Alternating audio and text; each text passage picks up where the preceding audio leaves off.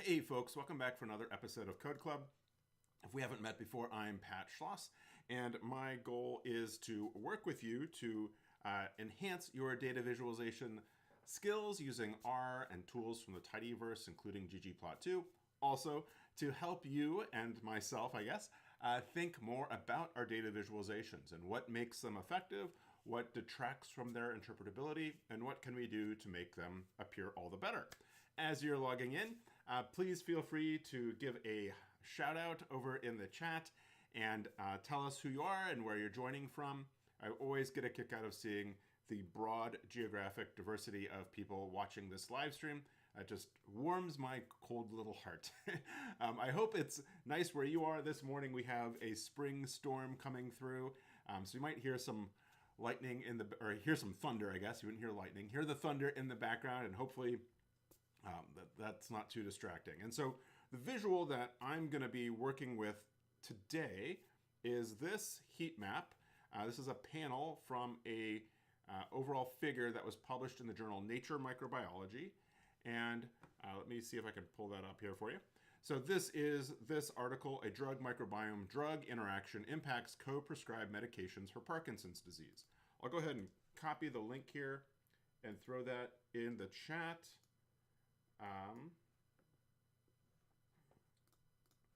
And I can turn up my volume a little bit, so hopefully that's a little bit better.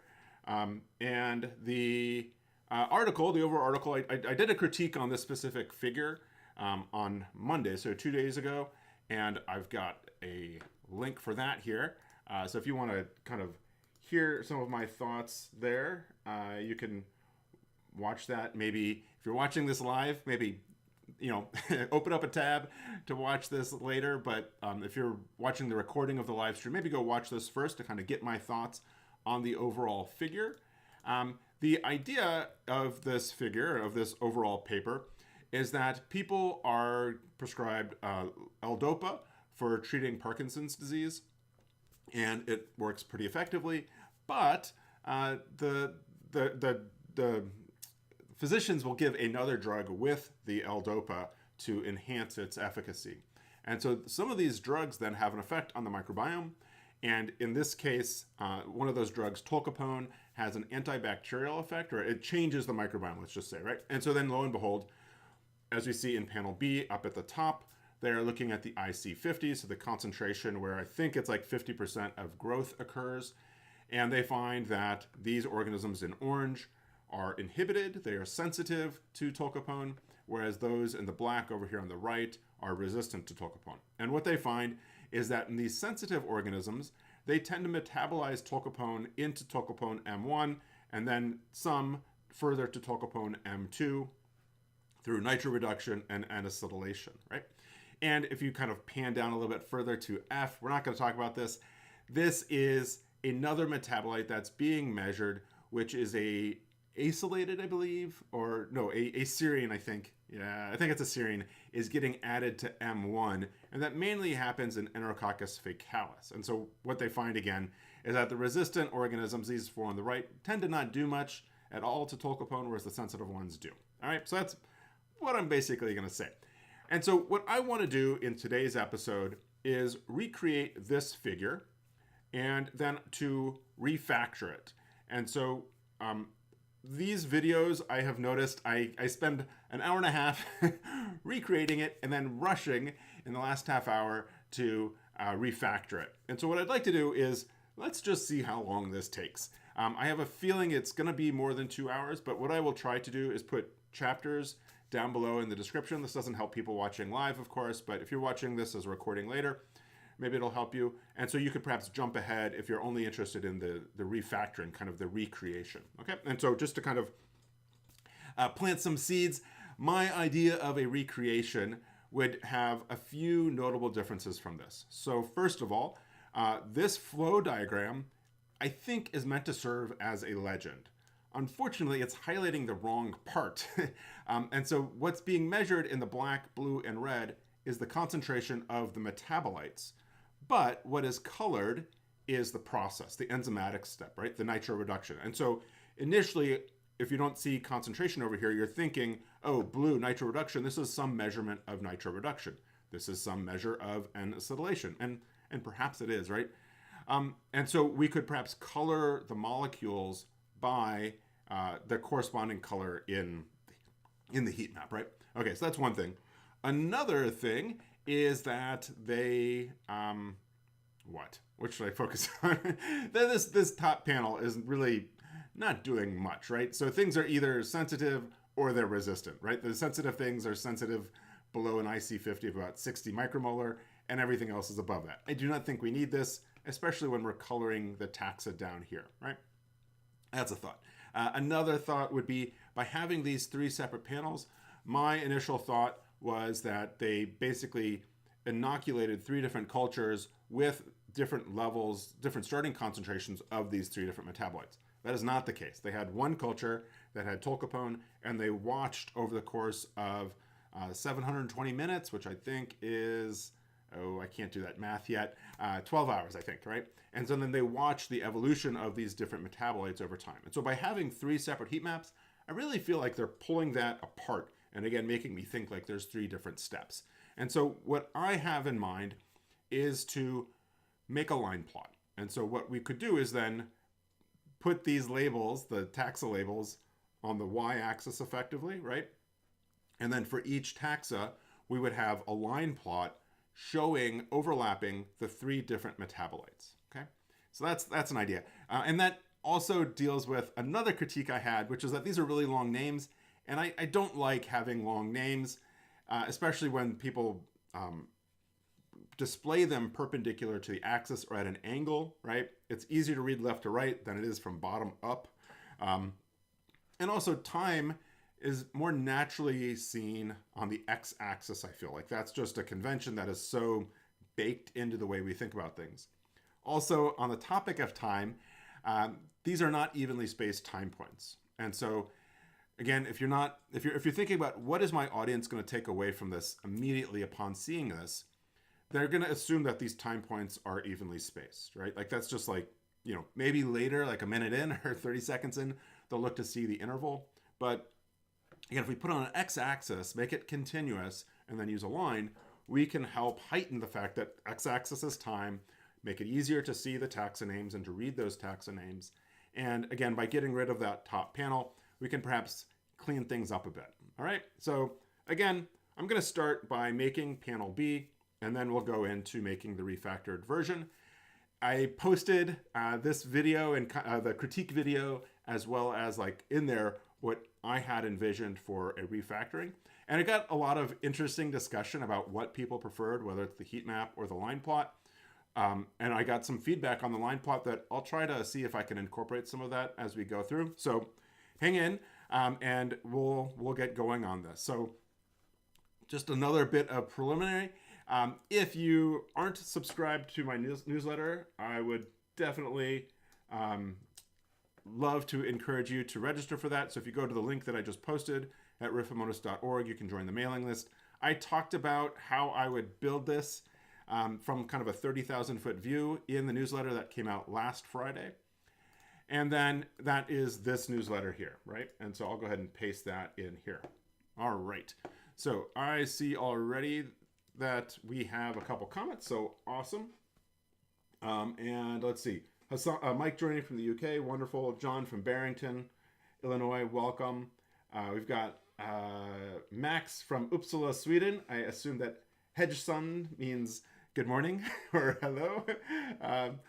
And Mark Randall asks about a Plotly time lapse. And so that would be interesting, right? So like you could have perhaps instead of showing time on an axis, kind of showing time through layering, right? And so Plotly would do that. There's also a tool called ggAnimate, which I've used in the past, and that's certainly possible. And again, I would encourage people to think about like, what is the medium in which the figure is going to be disseminated, right? And so what we're looking at is a figure that's part of a paper, right? And so we can kind of see this as a scientific publication. Down here is figure 1. We could look at the PDF version of this, but this takes up the full width, right? And so like Plotly or GIFs or those types of things, Those I think would work really well on like a website or a talk, like for a slide deck. But for a PDF or for a web version of an article like this, that's not going to work. But certainly something that we could think about doing for this or some other types of figures in the future. All right. And then we also have Hector from Mexico. Welcome. And so let's see. One of the nice things about these Nature publications is that many people make their source data available. And so again, this article is open access. And so you should be able to get to that link without any kind of subscription or paying for the article. And then this source data figure 1 is an Excel workbook. So I'm going to go ahead and copy the link address here. And I'm going to head over to my version of RStudio. And I've already populated a bit of information in here. We've got a couple libraries I know I'm going to use, like the tidyverse for getting ggplot and dplyr and tibbles and all those types of things. Show text. It appears to me that they are using the Nunito font that I think we used last time. Kind of the giveaway is, for me at least, is the L has a little bit of a tail on it. And so we load that here as well. And so we can get that from Google Fonts pretty easily. Read Excel because we're going to be reading in an Excel workbook. GG text because we're going to want to do some coloring of font, right? So like these fonts down here of these bacterial names are orange versus black. Also, some of these have a mixture of italicization and Roman font, right? So like this Anaerostipes is italicized, the SPP is not. Similar for Salmonella on the far right side, right? And then of course, like concentration having that micromolar. So those types of things make it helpful to use ggtext. And then patchwork is what I'm going to use to compile all of these panels together. And so I'm going to think of this as being like, I guess 5 different plots, right? So we're going to have a plot for the chemical flow, right? We're going to have a plot for the IC50, for the tolcapone M1, and tolcapone M2. And so we'll assemble all that using patchwork. So let's go ahead and get this all loaded. And then let me move this back to order. And so what I've got are 2 ggsave statements in here, one for the heat map and one for the line plot. This is the same aspect ratio, and I think pretty close to the same size of the heat map as generated in a PDF, in an 8.5 by 11 sheet of paper. That's kind of my sense of how big that was. And so I want to create a figure that could be like a drop-in replacement for what the authors already have. Okay. We've got Hassan from West Virginia, welcome. And Saeed from Somalia, don't worry, you're not too late. So I already copied over that link. So, I guess I forgot to copy the link, or I copied something else in the meantime. So let me try that again. Copy the link address, and then we'll come back to RStudio. I'll do URL is that monster, and then we can do read Excel, and then I guess I have to download it first, of course, right? Download download file, URL, and then the destination file is going to be figure1 .xlsx. Get that downloaded, and I now look over in my Files tab, and I see I've got that file. And now I can go ahead and load figure1 XLSX, and this is going to be a bit of a mess, I can already predict, because people do weird things with Excel. So let me go ahead and open that workbook. So Mark says, do you prefer read Excel over open XLSX? I do. And I think I might be mixing up my Excel packages, but my recollection of OpenExcel is that you have to install Java and a particular type of Java, and like that just was a headache. So I might be wrong about that, but I find read Excel works really well. OpenExcel might also have the benefit though that you can write to an Excel workbook, but there's other packages for that, and I mainly will read in from Excel and then write out to a CSV. So I find this works really well, and I don't know, I like it. So, so if we look at panel B, right, which is, again, the figure that, the panel that we're reading in from the figure. Panel B is that tab. And there are two spreadsheets in here, right? So the first is for the heat maps, right? So from row 1 to row 16. And then the other is, I think, for that top panel, which is the IC50 data, right? And so let's see about how to go about doing this. The other thing I'll just say is that, like, these column names for the top spreadsheet, this top part of the spreadsheet is not tidy, right? That for several reasons. So it's not tidy because it basically has all the bacterial names going across to the right, and then nested in within each column name are the 3 columns for 3 replicates, right? So there's actually 3 replicates represented in that heat map. And so if it were tidy, we'd have a column for the compound, the time, the bacterium, the replicate, and then like the concentration, right? So I'm trying to think about like what is the best way to proceed. Let's go ahead and read in the data. Well, let's go ahead and read this in first, the IC50, because that will help me to get these column names, right? So I'm gonna have to basically make my own column names corresponding to like the 3 replicates for each of the species, right? So we're gonna want A20 through B36. So A20 to B36, and that is the range argument. And it's the first sheet, and by default, readxl will read in the first sheet, but I'm just gonna specify it anyway. And so there we go. We read that in, and we've got species name and the tolcapone IC50 micromolar. And couple things that I notice about this is, first of all, these are horrible names for columns. And I think what I will do will be to, let's go and do range equals 21. So go down a row, and then I'm gonna do, and get my fingers to work, do call names, and I'll do species, and then I'll do IC50. And so now what we get is we've got species and IC50.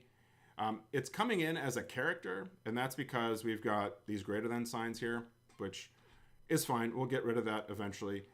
And let's see. So we don't need this like V583 or this K12. And let's go ahead and remove that. So we'll do a mutate on species, and we'll do str remove, and we'll do it from species, and we'll do K12. And so that got rid of the K12. I'm pretty sure there's a way to remove like 2 patterns at once, but whatever. So also remove the V583. And so that gets rid of that. And then let's go ahead and turn this IC50 to a numeric. And to do that, we need to do str remove on IC50, the greater than sign, right? And so that got rid of that greater than sign. But we want to then turn this into as.numeric so that we can have it be a double, right? And so now we have a 16 by 2 tibble. And I'm thinking that that's weird because there are only, I believe, 15 taxi here, right? So I'm noticing there's a Bacillus subtilis, and there's no Bacillus subtilis over here. So they've got some extra data, which is, I don't know, I wonder why they had IC50 for Bacillus subtilis, but not the other data. Maybe because they did the incubations anaerobically, and Bacillus subtilis is an aerobic organism. So maybe that's why they don't have the metabolism data, but we'll go ahead and remove it. We'll do filter species not equal to Bacillus subtilis. And so now, well, that didn't do anything. Let me see, copy, paste, and that still doesn't do anything. And I'm remembering that sometimes when I copy things over from these Excel workbooks, Excel is putting in funny characters. So let me paste this whole thing in, and sure enough, we have this weird space, which I don't exactly know what it is. It's just some weird space character. So I'm gonna get this Bacillus subtilis that has that funny space, plop that in, and so now, hopefully, that goes away. We got our 15, and now we're good to go. Cool. And good. So now we have our IC50 data loaded, right? Good morning, Pedro from Brazil. Welcome. And then Max saying, read Excel also has pretty docs. The documentation is always nice. All right. So I'm going to go ahead and call this IC50. So that's one bit of the data, right? Now we want to get in the other bit of data. And let's see. Let's take this. I'm going to take this whole thing, copy it down. And I'm not totally ready for these column names, so maybe I'll comment that out. Let's look at the range. And so the range, again, if we do the whole thing, is from A1 to AU16. So A1 to AU16. Reading that in, then what we get is like compound, time, and then like the first taxa, and then basically that column name that corresponds to the 3 is in the first slot, right? And then we can kind of look down here and we see Anorostipes 7, 8, Bacteriocaccae 10, 11, right? And part of me wonders if there's a way to work with this to basically get the name to transfer over. Let's try it, right? Let's try it. So maybe I'll go ahead and remove this. So we might still end up doing this, but normally what I would do would be to effectively make my own, make a vector of column names and then use that much like I did up here, right? So let's try this and see if we can't get it to work, okay? And so we'll go ahead and do a pivot longer. And you might also be saying like, well, why don't you just change the spreadsheet? Which you could totally do. There's a principle in reproducible research that we should keep raw data raw. And that's because when you do things in Excel, like weird things can happen, right? And so it's best to work with the raw data, and that the code then we write is the documentation for how we've changed that code, right? So let's try this. So we'll do pivot longer, and we'll do, let's do calls equals, and I'm going to do minus C, and I'm going to take these two columns because these aren't the columns that I'm going to pivot longer. And so I need like a comma here, and that didn't work. So maybe these need to be in not backticks, but double quotes.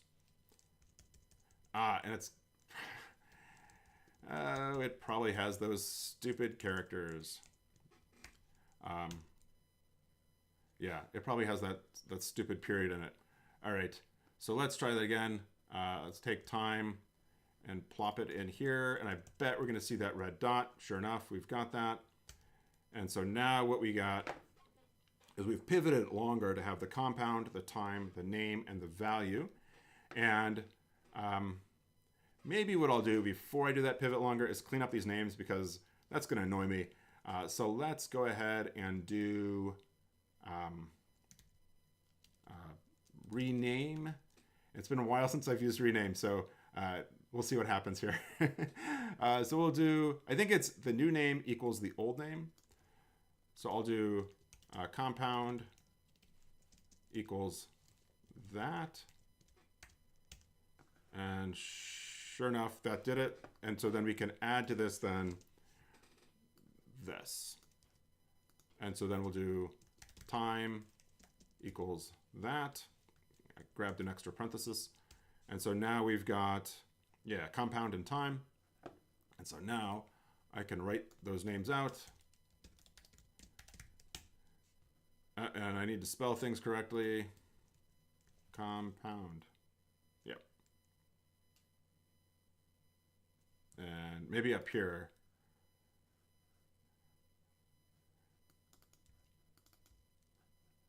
Oh, I forgot the pipe. All right. I was like, I misspelled it. And I'm like, I don't think I misspelled it. All right, there we go. And so now what we've got are the compound, the time, the name, and the value.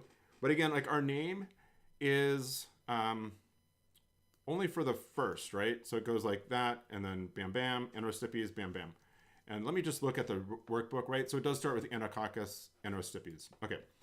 So what I'd like to do then is that we've got this tibble that's 675 rows. And again, that's like all the data in a tidy format. And I think what I could do would be to do something like mutate, and let's say species number.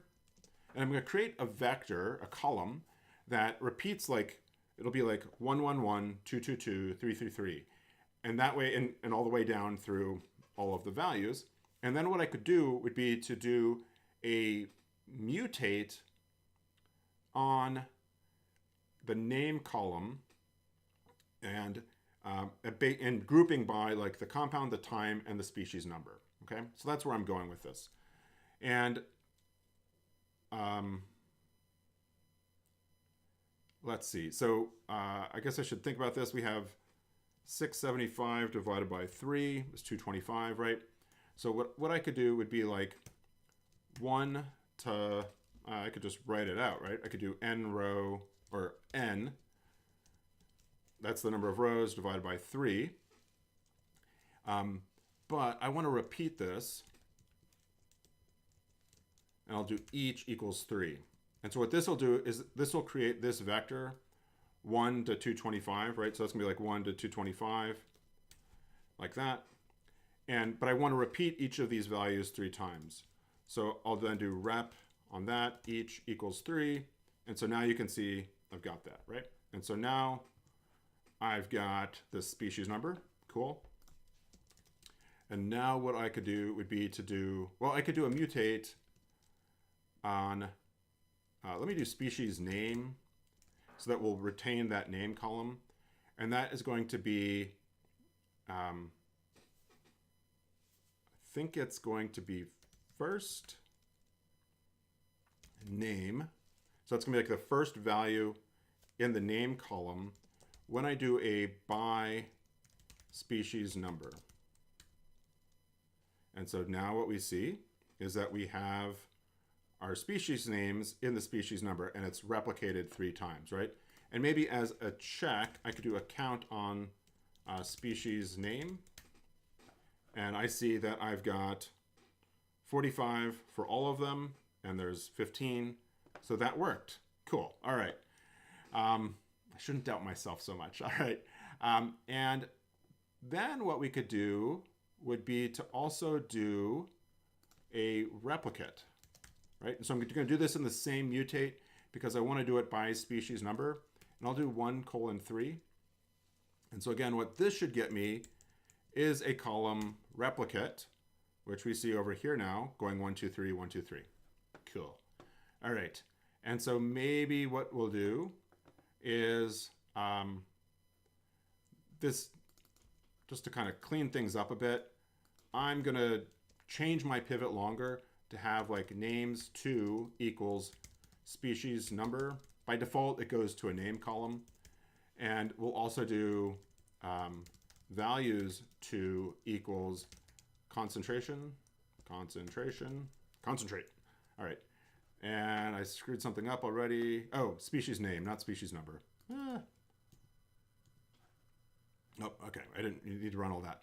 All right. So now what we see is we've got the compound, the species name, the concentration, the species number, and the replicate. And so we don't need this species number anymore. So one thing to think about, again, is that they have 3 replicates. And in the heat map version, you don't see any of that, right? And actually, I made a comment in the critique video that it was kind of hard to see the replicates or the level of variation in the data, and that you kind of had to dig through the caption to some extent and look through the methods to see what the N was. So the caption could have been improved. But With a heat map, you can't show variation very well. I think I've seen some efforts to do that, but not good, right? If we're doing a line plot, perhaps you could have like error bars, but I don't know. I think what I'm going to do is maybe what I'll do, yeah, I'm going to go ahead and summarize the data. Okay, so I'll do a summarize, and we'll get a mean, and maybe we'll get a standard deviation, okay? And so we could do like mean on concentration. Maybe I'll call it like mean const and SD const, right? And so for the mean, we'll do like mean on concentration, and then SD const, we'll do SD on concentration, and we'll do dot by equals, and we need to give it a vector, right? So compound time species name. And so what we'll get out then is a data frame with these three columns: compound time species name, mean const, okay, mean const, and the standard deviation const. And so like the species number in the replicate will go away, as will the concentration column. Okay. And so now what we've got are all this. Okay. So again, I had noticed when we were reading in the MIC or the IC data that there were things that were tagged on that were unnecessary, right? Like, or I don't know if it's unnecessary, but not showing up in the main figure, like the K12 or the V583. Here I notice similar type of thing. So let's go ahead and do another mutate. You know, we could kind of pool some of these mutate statements together, but it's okay. We're kind of like showing the flow of the logic, working with this by showing these. So we'll do species name, and we'll do str remove, and let's see. Yeah, so I see a comment. So Mike says, I've started using the fairly new filter out rather than lots of negation, as the code is a bit more readable. Thanks for that. I think I looked through kind of a newer release note for like, I think that's in dplyr. And I think that's a good point, that like, I kind of wondered like, why do I need filter out if I've got filter? And I think the point about using like filter out, let's try that, right? Like, actually, I had that back up here, right? So if I did like filter out species equals that. And again, what we're expecting then is 15 rows, and sure enough, cool. So filter out, maybe I'll put that here, would be the same as filter on that, right? Cool. I generally prefer teaching this type of thing, because the exclamation point teaches another principle, which is like that means not equal to this, right? And so that is like a broader skill, a broader tool that can be used, versus learning like a whole nother set of functions. I don't know, which, you know, might have more limited use, but who knows? All right, thanks for that. And then also Mike says, I wonder how long before you stumble upon some data which is actually tidy. Yeah, that's, I think people are just so used to looking at wide data that they don't think about making it tidy. I think certainly for me, working with things in the tidyverse has emphasized the need to make data available that's tidy, right? Like I have this mother software package where we output data that is not tidy, and we are adding some tools to output more tidy data. All right, so I have an error here because I went off on a little tangent here, but thanks for that. That's why I love doing these types of live streams, because people give these types of comments, so thank you. So let's remove some things, and let me, let's see, where are those names? So like this delta TDK. So that's still there, and I'm pretty sure that's the stupid period thing. Plop that in. And so now that stupid period thing goes away. And we'll do another for that 120 on the Clostridium difficile. That's gone. Let me see if there's any others. So we'll do a count on species name. And yep, sure enough, we still have the V583K12 and LT12. And I'm going to go ahead and copy these down.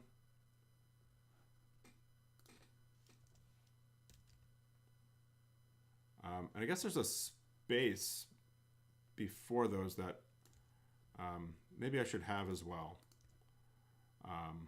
Yeah, let's make sure we get those spaces. And then I think the other one, oh, what did I do? All right, let's try that again. I think it was the LT2, right, for the salmonella. Okay, and oh, something went off the rails. Oh, species instead of species name. Okay. And actually, yeah. I could foresee us wanting to join these two data frames together. So let's go ahead and make this species name instead of species so that we have the same column name representing the same data in both of our data frames. And yeah, species name here. Okay. And so now we've got IC50, cool. And then we've got this, and we see that like those extra tags have been removed. And yeah, I'm thinking about like that funny space character, and I suspect what I could do might be, let's see. While we're here, let's do species name equals str replace in species name, and we'll replace stupid character. I don't know why that shows up with a space, and then I should be able to replace these others with an actual space. That did not work. All right. Oh, str replace all. That worked. Okay. So str replace will remove the first instance of this character with a space, but str replace all will remove all of them. Okay. Yeah. So it's a non-breaking space. I think that's what it is. Yeah. So that's just a pain. So hopefully now we've got our data, and this should be in good format. And so let's call this then metabolite data. Right. And maybe I'll do like this so it doesn't scroll off the right side of the screen. And so now we have metabolite data, but it's unhappy. Why are you unhappy? Oh. It's not unhappy. It's this is the output from the read Excel, right? And so everything here looks good. All right. So at long last, we have our data. Now let's think about making our plots, right? And so let's start with the IC50 plot, all right? And so we'll take IC50 and, well, yeah, we'll take IC50. We'll pipe that to ggplot AES. On the x-axis, we're going to have the species name. On the y, we're going to have the IC50.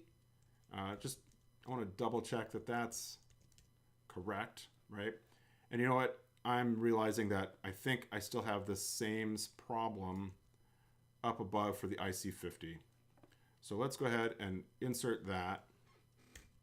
And then here we can replace that with a period, sorry, with a space. And let's try that again. So just make sure everything still works. It all still works. Great. Okay. So I think at long last, we've gotten rid of all those silly spaces. And so now what we'll do is like a geom call. And let's run that. And I realize you haven't been seeing the right side of my screen. And so this is roughly, oh, well, that is actually what it looks like. And let me go ahead and save that to heatmap.png and then open this up. And so again, this is the same size image as this, but we're trying to build this right now. So we have some work to do. First and foremost would be to, let's go ahead and get the order correct, right? And so we can see the order is correct. Let's go ahead and pivot the names 90 degrees. So I'll go ahead and do theme, and we'll do axis.text.x equals element. I'm gonna just go ahead and do markdown because we're gonna have the formatting, right? So we do element markdown, we'll do angle equals 90. And so there are our names pivoted 90 degrees. And so now what we can do is think about like ordering these. And so what I'd like to do is to make the species name a factor, okay? And so if we take like IC50, then like these things greater than 200, I'm gonna say are resistant. So we'll do mutate. Well, actually, we could just make it, I guess the question is like, are these in the correct order?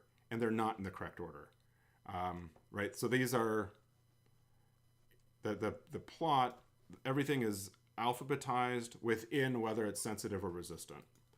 And so we can't, I thought maybe we could just use the order that's here, but we can't. So let's go ahead and do mutate resistant equals, and then we'll do IC50 greater than 200, or I guess I should say greater than or equal to 200, right? So that gets us a true and a false. And so then what we could do would be to like arrange,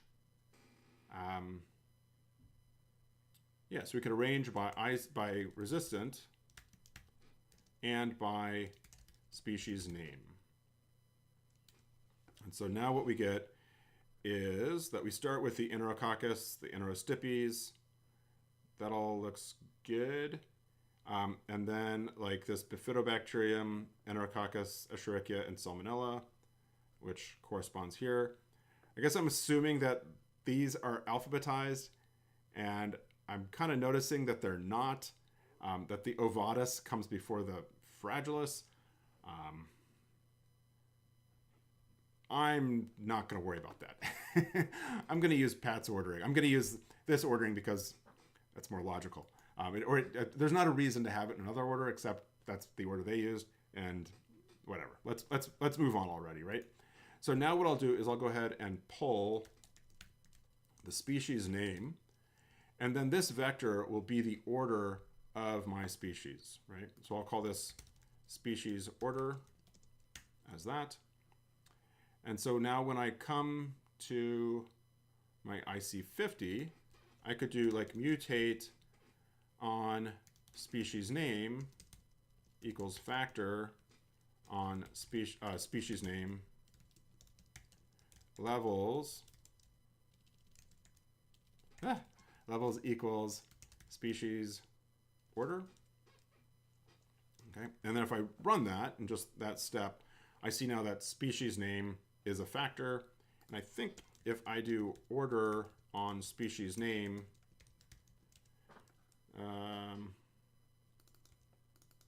oh, it's not order, it's a range. Okay. Now what we do is we get the data in the order of the factor. Okay, cool. All right, plot this. And we look at this. We have everything in the right order, except for this fragilis novatus. I'm not going to worry about it. All right, cool. So next, let's go ahead and clean up our y-axis, right? So the y-axis on theirs starts at 0, ends at 200. And so we'll come up here and we'll do scale y continuous, and I'll do y lim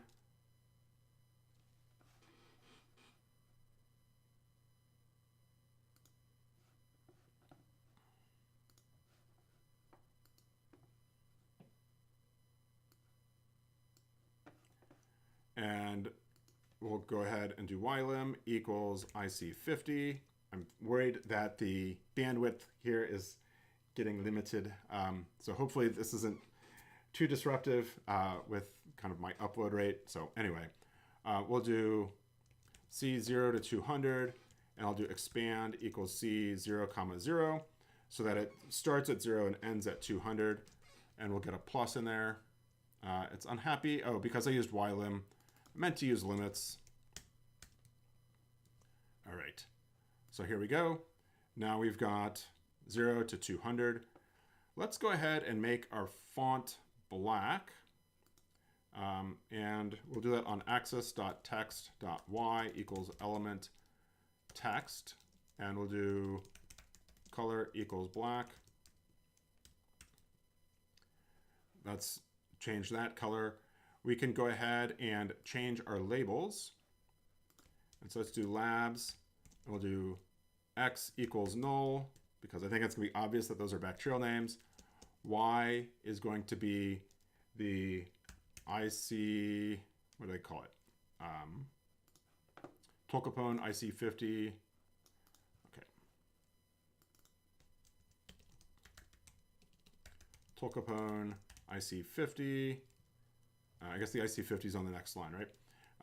And let's go ahead and put in a line break. So down here, this Y also needs to be marked down because I'm going to be putting in HTML, right? IC50, and then it's going to be at mu semicolon for the Greek lowercase letter mu, molar. Let's add that in. And so now, oh, bah. It did exactly what I told it to do, of course. And so this should be element text. And then this, the title is different. So we'll do axis.title.y equals element markdown. And that is also going to be color black.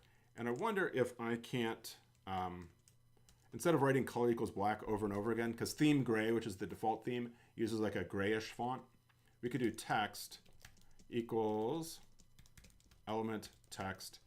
And we'll do family equals Nunito to get that Nunito font in. And we'll do color equals black. And then get a comma at the end here. And I think we can remove that color. And although now that I look at this, I don't think that color translated over. I think that is gray. So I think I do need the color equals black in all of these elements. So let's go ahead and do color equals black. And maybe I'll do a color black. Yeah. All right. Now let's look at that. And so that's now, yeah, that's a black font. I can see with my digital color meter down here, right? That's black. Okay, cool. And then these are black, and we'll deal with that in a bit. But we've got our Nunito font. You can see that L with the tail and our Greek letter for the mu. And so that looks all good. Let's go ahead and turn off the background. And so we'll do panel.grid equals element blank. That gets rid of those grid lines. And then we can do panel.background equals element blank. And that gets rid of the background. But we'll notice theirs has a border, right? And so we could do panel.border equals element rect. We'll do color equals black. And that gets us a black border. I'm going to make the line thickness pretty thin. So let's do line width equals 0.2. And we could also do like axis dot ticks equals element line width equals 0.2. And so that gets us those thin lines. And I'm just kind of looking back here, and cool. All right, so let's think about our x-axis for a bit here. And All right, so again, we turned the angle 90 degrees, and that, I think, messed with the justification, because now we can see things are, they're like this enterococcus is to the right of the tick mark, and also all the text is center justified. So if we come to axis text X, so back up here, so the H-just, and I always get confused when we play with the angle, if the H-just is the same for like angle equals 0, or if that becomes V-just. So let's do H-just to be 0.5. I think that should center it on the tick, but it did not. So it must be V-just. So even though like this, I want to move things to the left, right? I want to center justified horizontally. Because I turned it 90 degrees, I need to change that with V-just. So V-just equals 0.5. And so now, sure enough, that moved it over. And then H-just, again, is going to be the vertical justification with this angle equals 9. And I'm going to set that to be 1 because I want it to be right justified or justified up at the top. And there we go. Cool. All right. So the other thing we need to think about then is to get these x-axis titles the right color, right, and the right italicization. And to do this, I'm going to go ahead and take, well, we have this species order, right? And trying to think, so what I'm thinking about doing is making a pretty species order. And yeah, we can do that. So I'm going to go ahead, and so this is going to take some manual editing, and I copy and paste that in.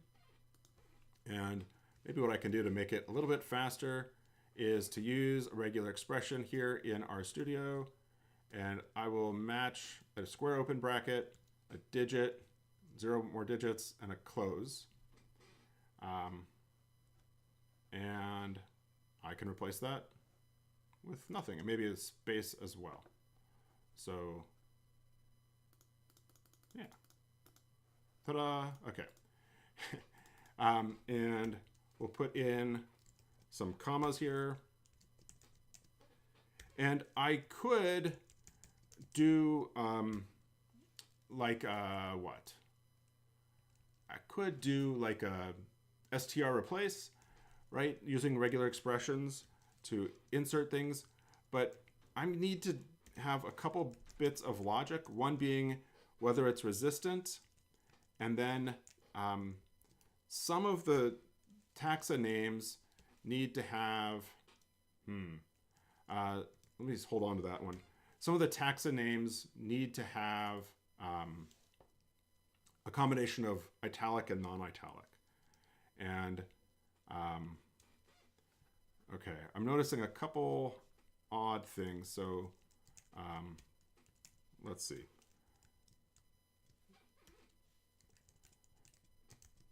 Get this all typed in. Okay.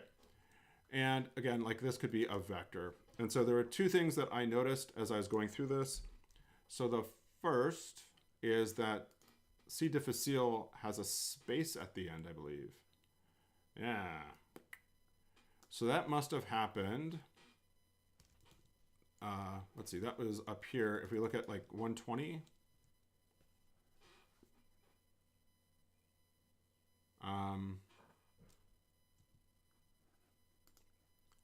And I wonder if the 120 had two spaces. So if I take Clostridium difficile,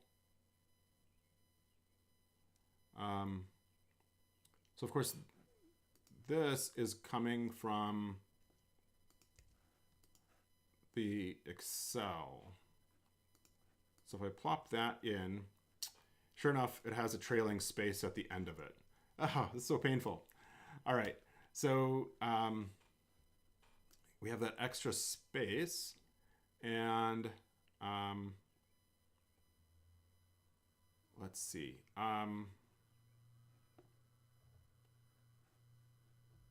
Let's add another mutate to the species name here. And so we're going to str remove, and this is going to be the trailing space. So if you use like space $, that should replace a space at the end of a string. And I think I forgot a comma. Yeah. And then if I look at species order, now my C. difficile doesn't have a space at the end. The other thing I noticed is that Salmonella and enterica doesn't have the typhimurium on it, right? So if we look back here, this has the typhimurium, right? So let's come back. And again, that would have been in the IC50 data, but not in the metabolism data, right? And so we can do like species name equals str replace, and I will do that on species name. And let's see, we'll grab that enterica. Well, let me copy this.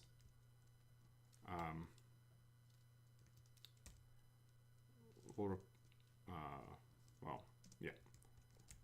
So we'll find the enterica and replaced with enterica typhimurium and get that all looking right. So let me run this and make sure this all still works. So if we look at IC50, we now have that Salmonella enterica typhimurium. Our species order has that. We don't have any extra trailing spaces that I can see. And then if we look at our plot, does that still work? And something moved, but I don't know what. Oh, probably this because it got longer, right? And I can see that like all of the names are right justified now, right? Okay, cool. Now let's go ahead. So the question I see in the comment was color on resistant. And that would work if we were going to color our bars on resistance, but we're going to color the text on resistance, right? And so let's see. We're trying to build this pretty species name. And let's see. So I'm going to, I mean, there's probably a better way to do this, but I'm going to manually put in the stars to italicize these names.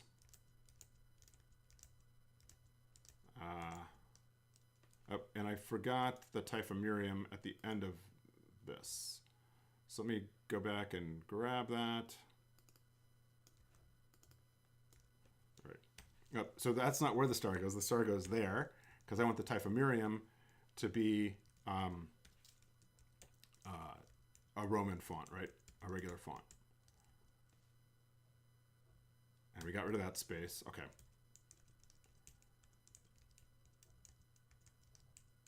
And I think there's, yeah, this species here. So we'll put that star before the species.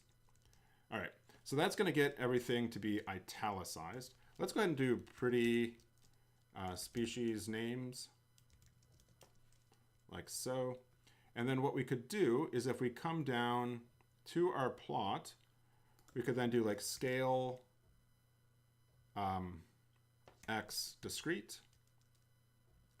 And we'll do breaks equals species order labels equals pretty species names. Okay, so we're going to replace the value in species order with, I got to spell these right. And I think I misspelled it up above. I'm sure somebody was yelling at me. Thank you. And so now what we see is that we've got the stuff italicized that's supposed to be italicized, and the stuff that's not supposed to be italicized is not italicized. Okay. So now what I want to do is add in the HTML to make it orange, right?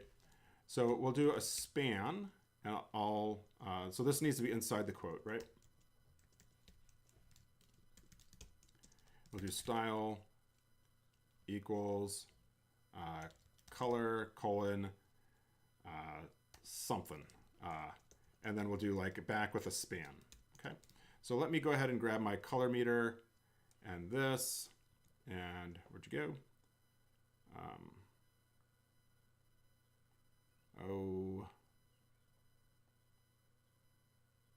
Right about there. And I'm going to plop that in as the color. Oh, guess I didn't copy it.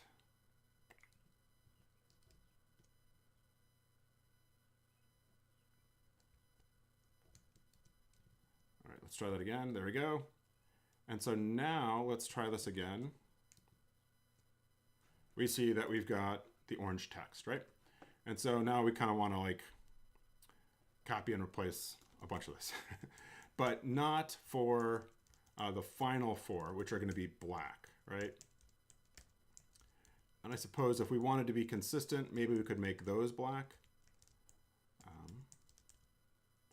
right? So like this could be black, okay?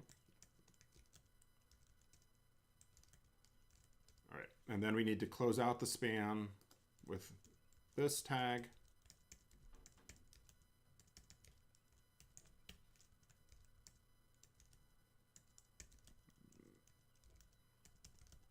All right, bear with me.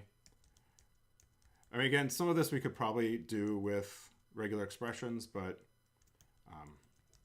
it's okay. Okay, so now let's look at our plot, and now we have everything orange that's supposed to be orange, black that's supposed to be black, and we're looking good. About the color on resistant, can't you do that with labels as well?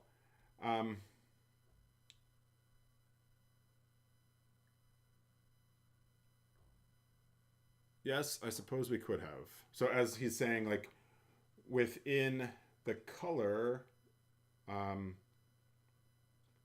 for axis text X, sometimes you can't, let's try this.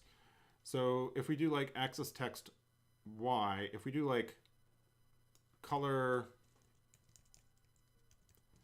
trying to think about how to do this.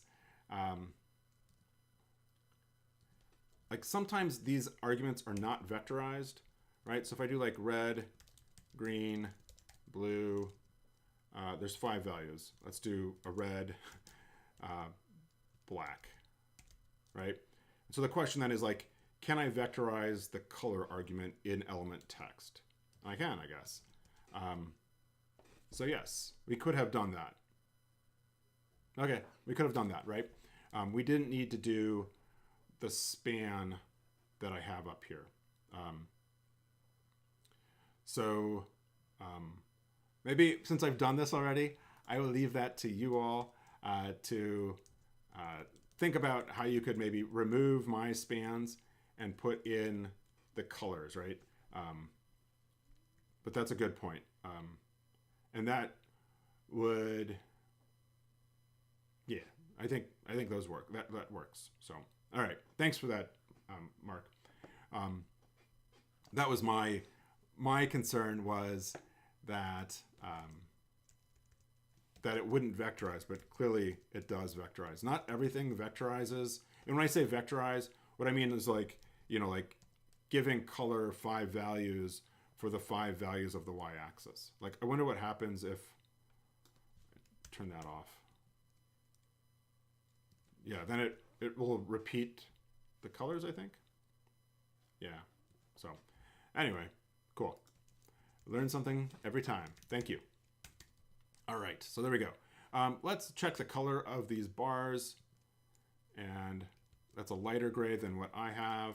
And so to set the color, the fill color in the bar, we could do fill up in geom_col equals that. And then we also want a border. And like mine, I don't think has a border. on the individual bars, but let's see. Yeah, there's no border, whereas on theirs, they do have a black border. So let's go ahead, back up to geom call, and we'll do color. So color will affect the border of the individual bars. We'll do black. And then line width. Well, let's see what it looks like without line width. And so those look like pretty thick borders, right? So let's go ahead and change our line width to be 0.2. And so then that's more thin, okay? Yeah. So I think that looks good. Now, when this comes into the final plot, it's going to get squinched down quite a bit. It's a technical term, squinched. And so let's leave this here for now before we start mucking with other stuff. And we're an hour in, and we made this top plot. So I think things will speed up as we go to doing these heat maps. But let's turn our attention to the heat map now. We've already done a lot of work. We've read in the data. We've gotten it formatted to be nice and tidy. And we've created this top panel. So we've done a lot, but now let's turn our attention to those heat maps. And so for this, I'm going to name this to be like bar plot, or maybe I'll call it IC50 plot. Okay, so now we have IC50 plot. And now what we want to turn our attention to are the heat maps. And so I'm going to go ahead and grab this mutate line.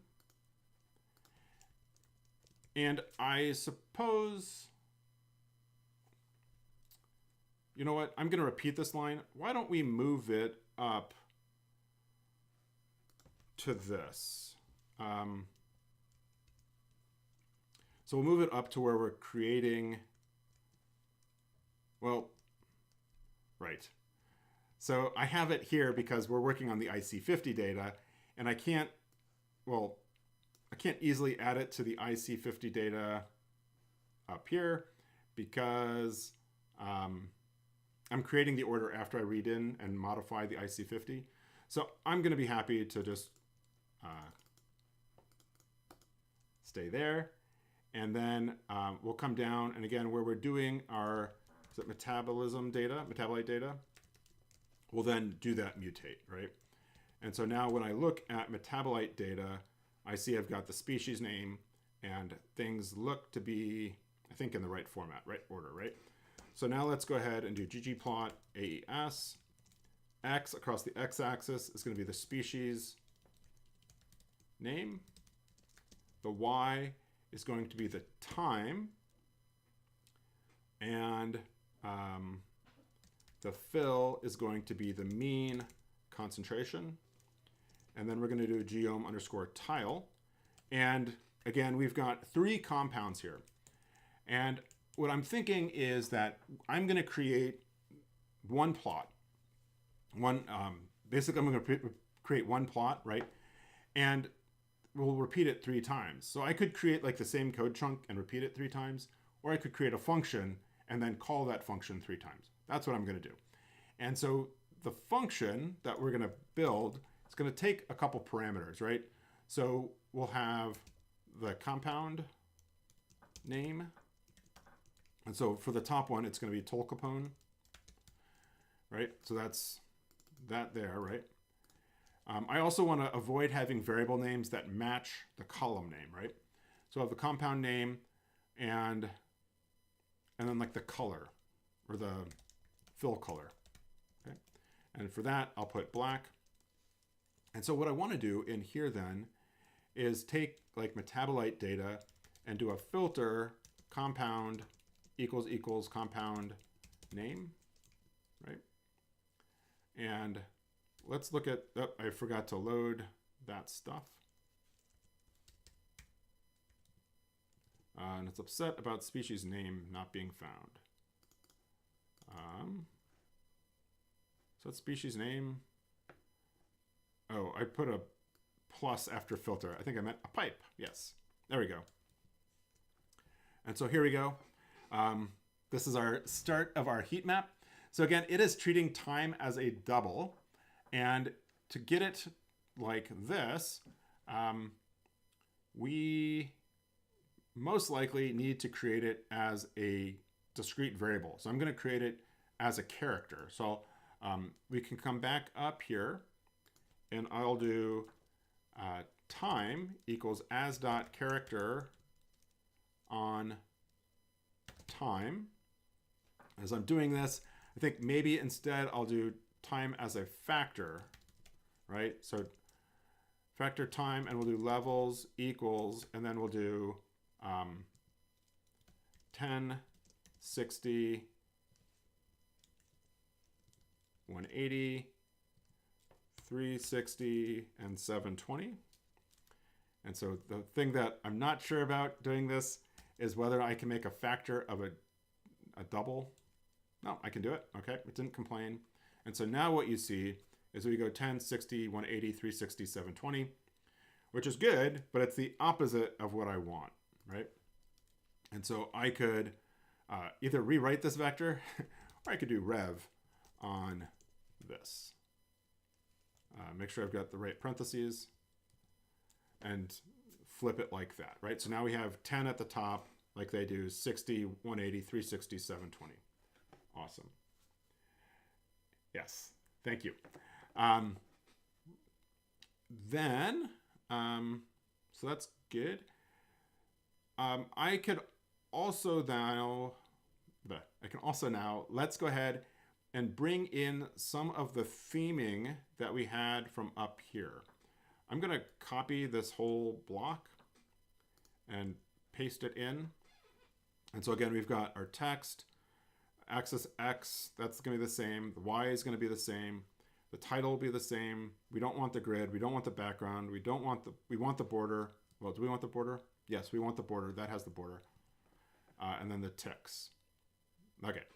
So now let's look at what we've got. Now what we see is that we've got the heat map. We've got our names. They're formatted. Well, they're more or less formatted. We need to now come in with our scale X discrete. So let's go ahead and copy and paste that down.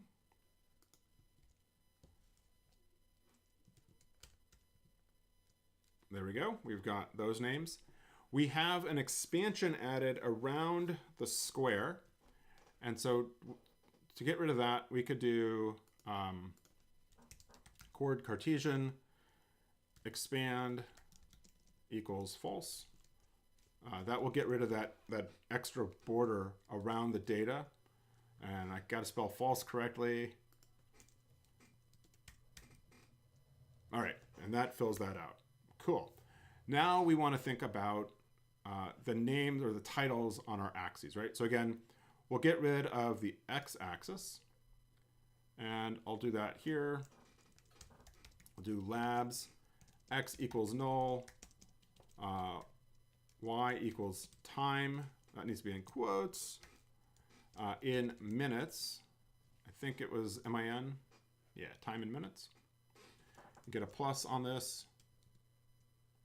And there we go, right? We got that time, bam. All right, now we're a legend. And so a couple things here. So the color is different, right? So we need to fix the color, we need to fix the title, and we need to fix the breaks. Okay, so let's start with the color. So we'll come back up to our scales. And so this scale is a scale fill discrete, right? So I should also back up and say, I'm pretty sure these plots were made in Prism rather than in R. So, of course, we're making them in R, but all right. So we'll do scale fill gradient. And we give it, well, we can give it multiple parameters, but there's a low parameter and a high parameter. The low is going to be white. And the high is going to be this fill color that I brought in, right? And so we'll grab fill color, and then we'll add that in. And so now you can see that we have the fill color that they have, right? And yeah. I guess maybe I could be a little bit more precise. Is that actually black? Yes. Well, maybe it's not black. It's like, it's a dark gray.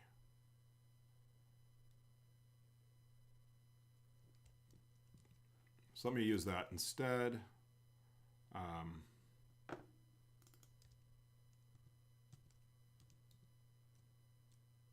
Okay. Yeah, whatever. It's not that much different. Okay. Now let's do some work on our legend. And so still within that scale fill gradient, we have different breaks than they have. And I'm noticing, or noticed this the other day in the critique video, that they have different breaks as well. And one of my critiques was that they have these different breaks. And I don't know how you can have more M1 than tolcapone. And then the saturation on this is so high that it makes you think there's like a ton of tolcapone M2 being generated by salmonella after 720 minutes. But that's not the case. It's like 0.8, right? It's hardly anything at all. That would show up like down here in the tolcapone M1 or the tolcapone, right? So whatever. So we want to have like a custom range,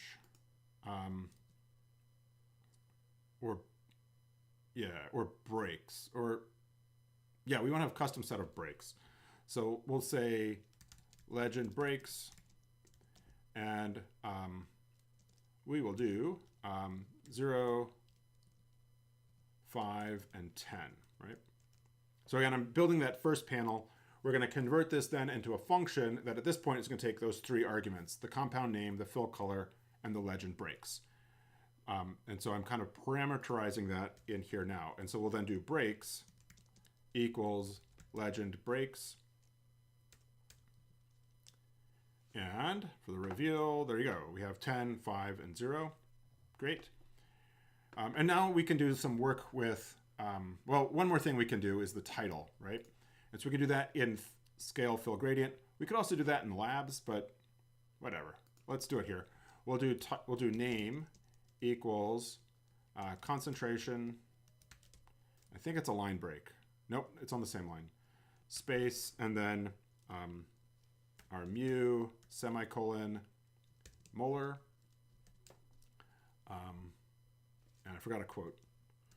Yeah, incidentally, this was like another one of my critiques of this figure, was that they have concentration repeated 3 times, and they've got a unit of concentration, which was kind of like, eh. They could have put like tolcapone M1, tolcapone M2. And maybe I will do that. Yes, I will do that. Let's go ahead and add, well, I was going to do it with glue, but let's do it with paste. That's fine.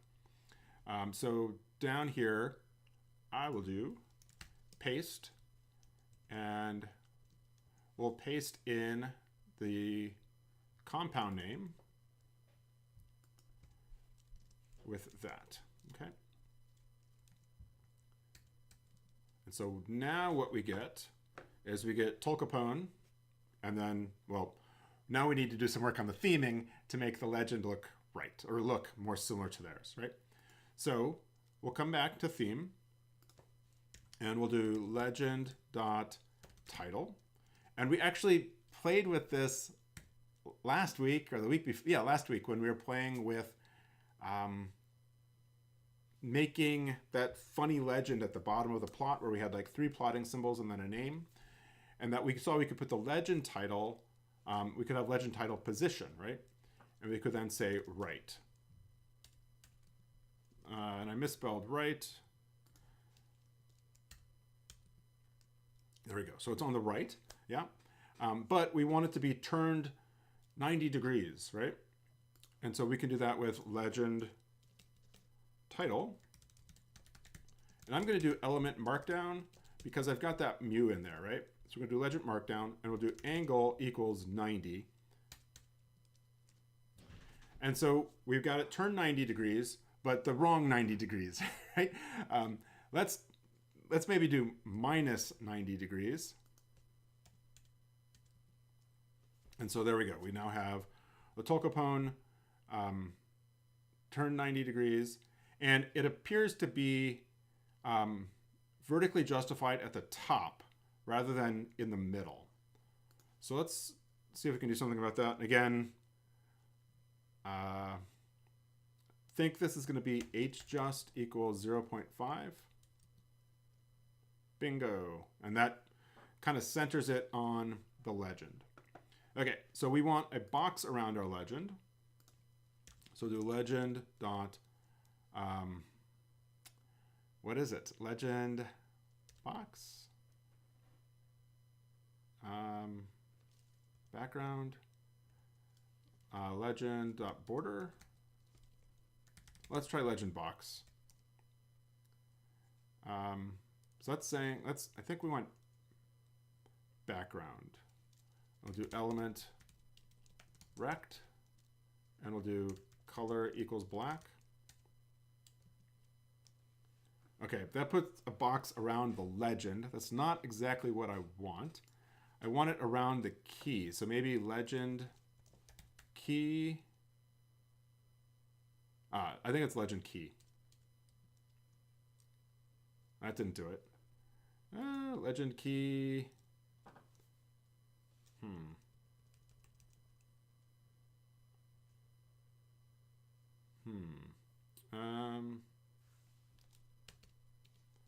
Let's look and see if there's something else in here that it might be. Key spacing, frame. Frame drawn around the bar. Let's try that. Legend.frame. There we go. Legend frame. These are arguments that I don't use a lot, so it's nice to have the practice with them. So here again, I'll do my line width equals 0.2. So we've got that. One thing I'm noticing is that, well, we've got white tick marks, and down here at the 0, it is,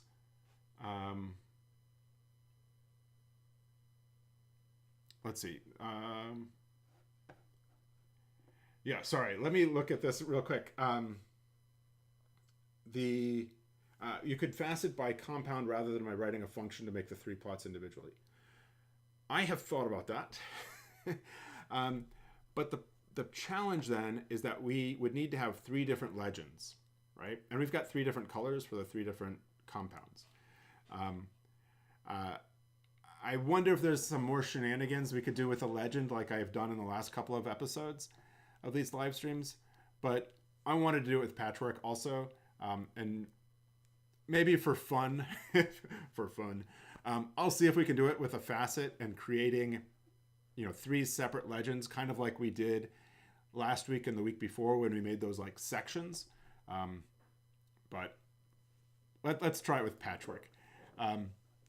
Okay, so where was I?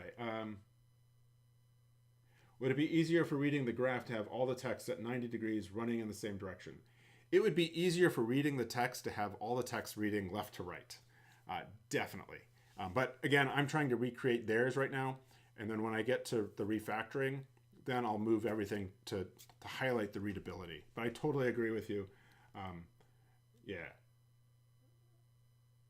So you think the title angle 90 looks better than minus 90. So if you don't mind, I'm going to disagree with you. Sorry for that. And part of that is because I like for the text to kind of like point back to the data that it's going to, that it's representing, right? I think I've done videos where people have had multiple panels and like this title may have even been on the left side and was pointing to the right, if you know what I mean, right? Basically like flip this all 180. And it left the impression to me at least that that was corresponding to like the data on the right, right? Versus the data on the left, which it was actually going with. I prefer, I mean, you can do what you want to do, but like, I prefer to have this like pointing left towards the data that it's representing, but that's cool. I think he is saying the X tick are opposed to legend title by 180 degrees. Okay. All right.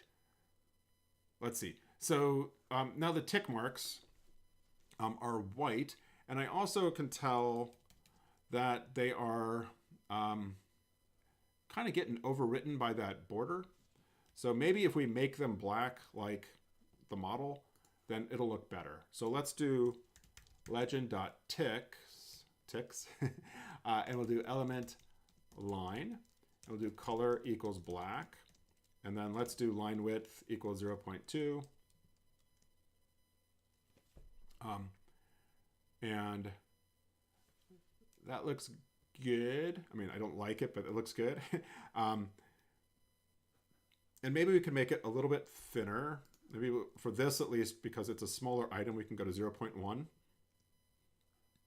And so there you go. One thing to note that is a giveaway for me that they made theirs in Prism is that for these scales, in R, I don't know of a way to get a tick mark only on one side of this gradient, right? Like they have here. So,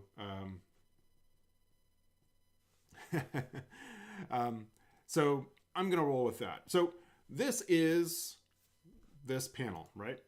So now let's turn this into a function so that we can do the other three compounds, right? So we'll do plot, we'll do metabolite, or plot metabolite data.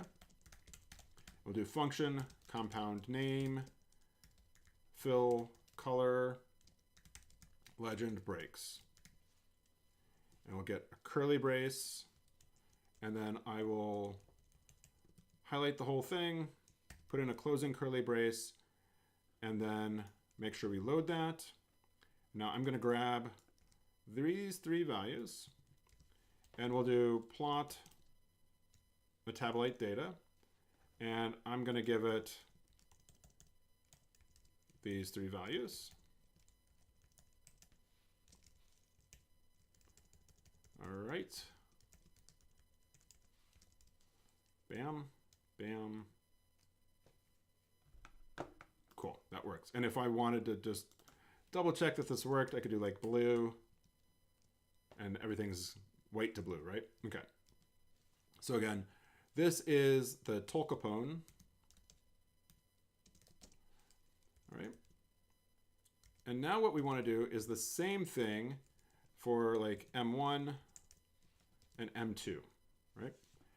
So we'll do Tolkapone M1, M2. Let's look at the color first. So the breaks first. So the M1 goes 0, 5, 10, 15, like so. And then the color on that, let's come up here, grab that, and then replace this. Oh, one too many pound signs. Oh, I put it in the wrong place even. All right, there we go. So let's look at this. And so now this is the Tolkapone M1, which we see here.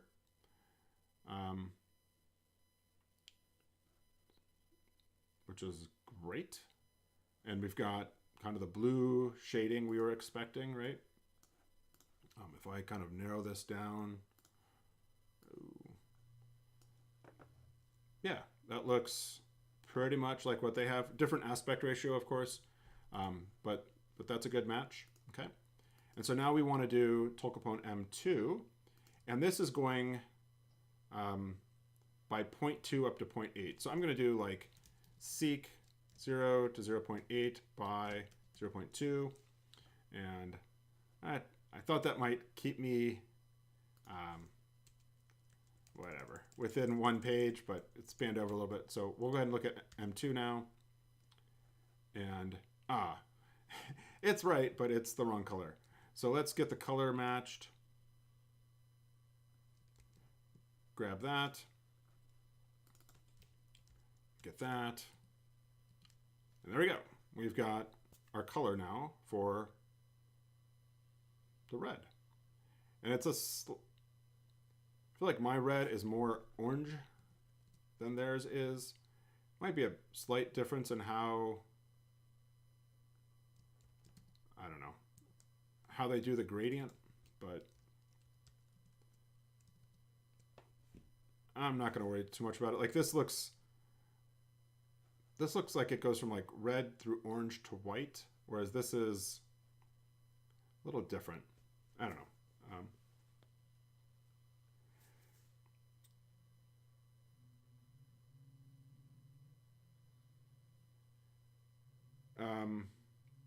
So Mike says, as it's only 3 plots, I guess it's not worth using map. Yeah, like I thought about that, and that we've got. If I was only changing one thing, I would totally use map. But like I'm changing the name, the color, and the breaks. Like I could make a data frame with all those things, but why? So let me go ahead and clean this up.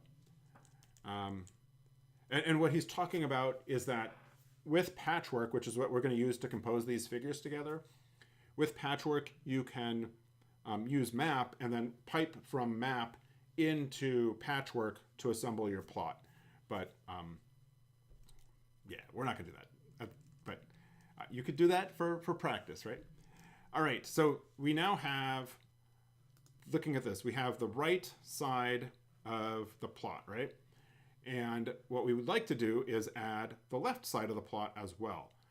Maybe, let's go ahead and do the right side of the plot, okay? Because, yeah. So we'll do IC 50 plot plus Tolkapone plus Tolkapone M1 plus Tolkapone M2. Okay, and then this is going to, by default, give us 4 columns.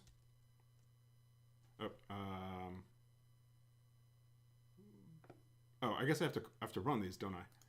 All right, I guess I didn't run the Tolkapone. There we go.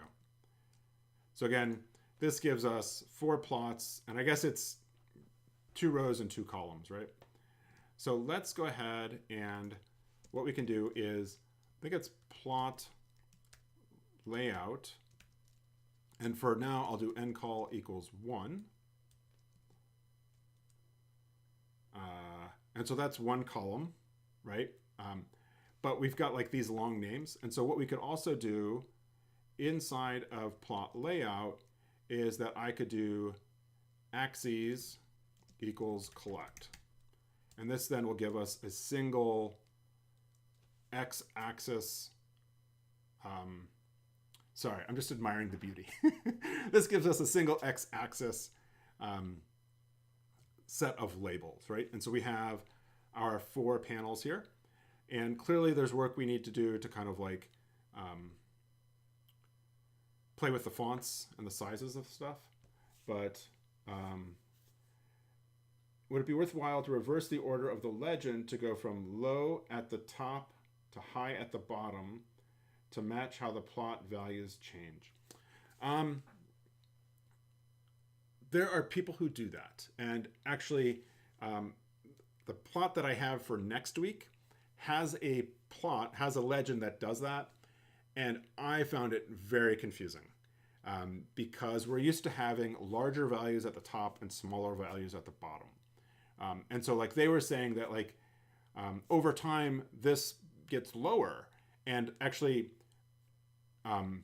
they went from like red to blue in their legend. They go from red to blue in their legend. And it was blue points at the bottom, like lower values were blue, which is exactly what they said, right? But I was thinking like, well, and it was keyed in a way though that the blue values were actually larger in a way, right? And so it's just really not intuitive because we're so used to like things at the top being more than things at the bottom. And so I think that is, yeah, I wouldn't recommend doing that, I guess would be my takeaway. Let me go ahead and span this out a little bit. And so we'll want to come back through and, like I said, play with the fonts and play with the sizing of things. But let's go ahead and get in, that's like a taster, right, of like where we're going. Let's go ahead and make the side panel, okay? Now I have a PNG that I'm going to use for this left panel. I basically did a screenshot of this left panel. And so what I'm going to do is I'm going to make a plot that uses geom-rich text to incorporate that PNG image, right?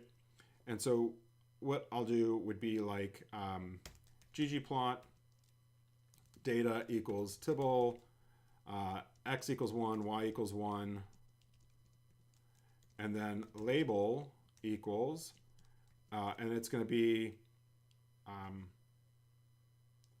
the label is going to be the HTML to incorporate that. So it's going to be img src equals, and then single tick, it's going to be, what do I call it? Compounds original.png. Okay. And so then I'll do AES, x equals 1, y equals 1, or sorry, x equals x, y equals y, label equals label. And then I'll do geom-rich text. And check that out. Oh, so this is what the plot looks like with that label, right? But of course, I think I forgot the closing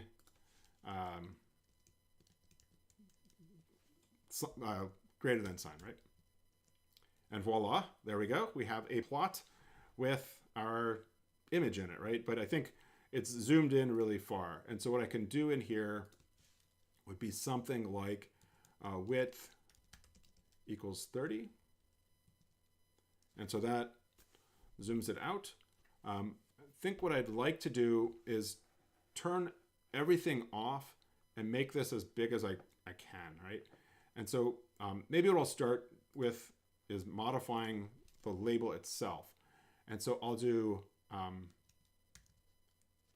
label.padding equals unit 0 pt, label.margin equals unit 0 pt.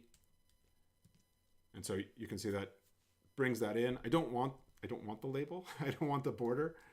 So we'll do label.color equals NA, right? And so that got rid of the label. I think our fill NA, I don't think that's going to get us anything really. But what I'd like to do is, let's go ahead and turn off the axes, and we can then do theme, and I'll do axis dot title equals element blank, axis dot text equals element blank, and there are ticks. Axis dot ticks equals element blank. There's also a theme void, which I suppose I could have used as well. That does many of the same things, but there we go. So now what I'd like to do is, what? I want to use like the full space. So if I think I come back up here and do like 70 for my width, that gets it bigger. Maybe 170. Okay, that's too far. Let's do 100. Okay, I'll try 110. Yeah, I think that's good. Okay, and so then what we can do is let's turn off the background, and we'll do panel.grid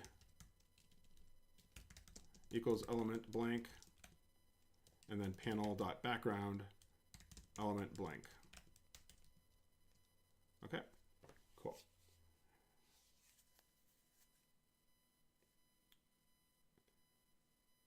Yeah, so Mark points out another way to bring in an image with like read PNG, and that certainly works.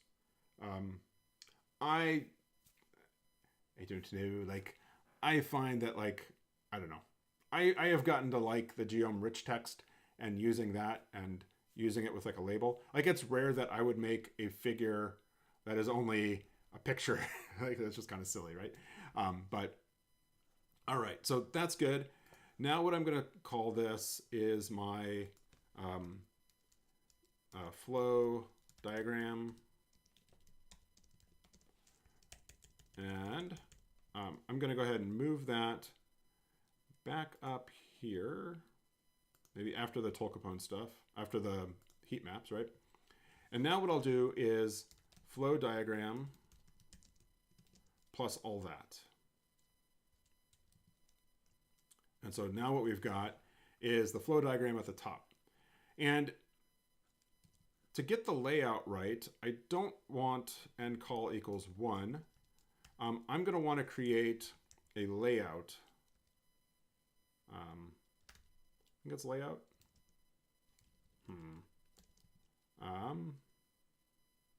Design. Okay. So we're going to give it a character string for, I'll call it layout.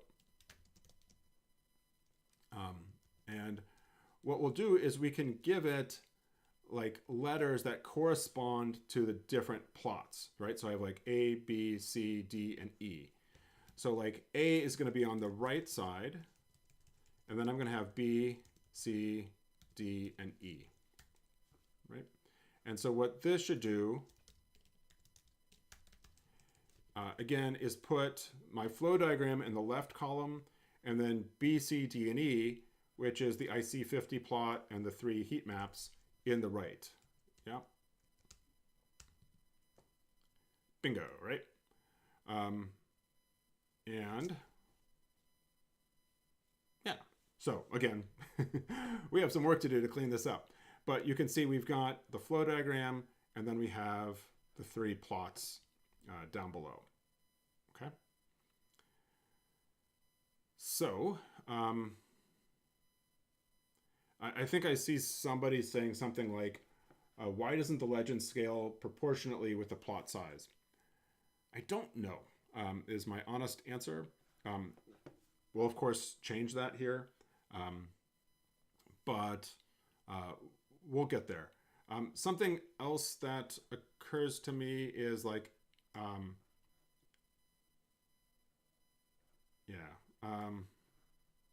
so now what I want to do is basically like format stuff to get it to look right. And something I'd like to try is to use the ampersand theme, so I can apply the same theme to everything versus modifying my function and then rerunning everything. So if we do like axis.text, let me think.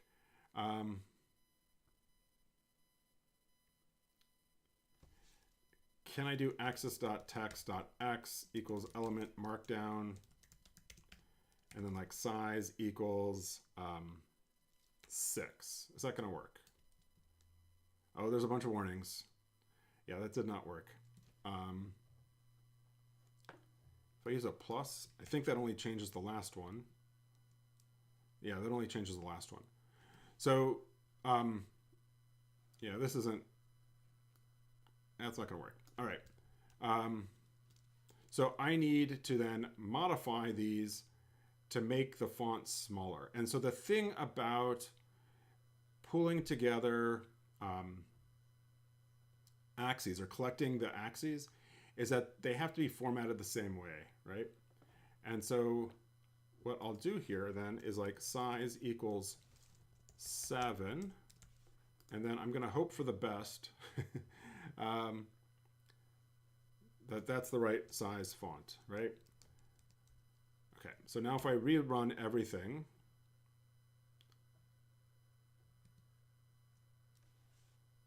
I get a smaller font, which is great.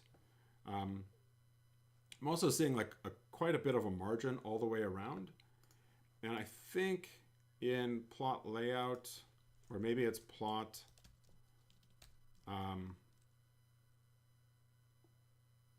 it's probably plot layout. Nope. I'm going to go to the documentation. So if we do patchwork, margin, plot assembly,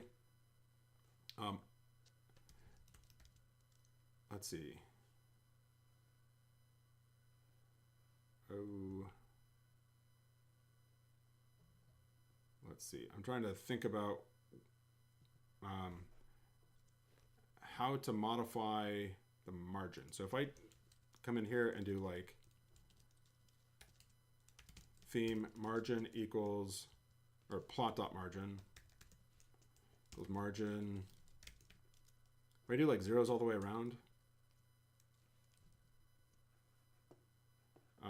then that gets me margins all the way around, but I don't get spacing between my panels, right? And so let me see how I would deal with that. So if I then did like panel.spacing.y equals unit 3pt, put in a bigger value, that didn't move anything. All right. So let me look here at the help. Controlling layouts. All right.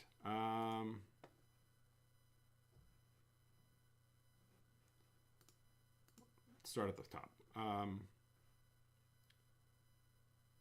So this is how you put them together, adding other content, stacking and packing. Okay.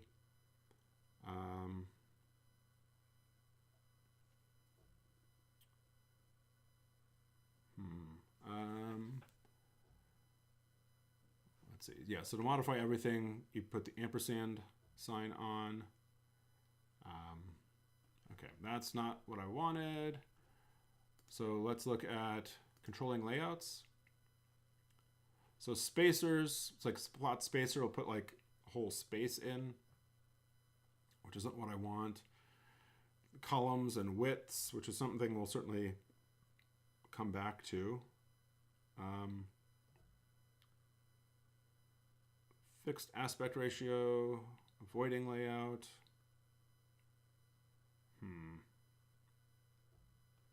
All right.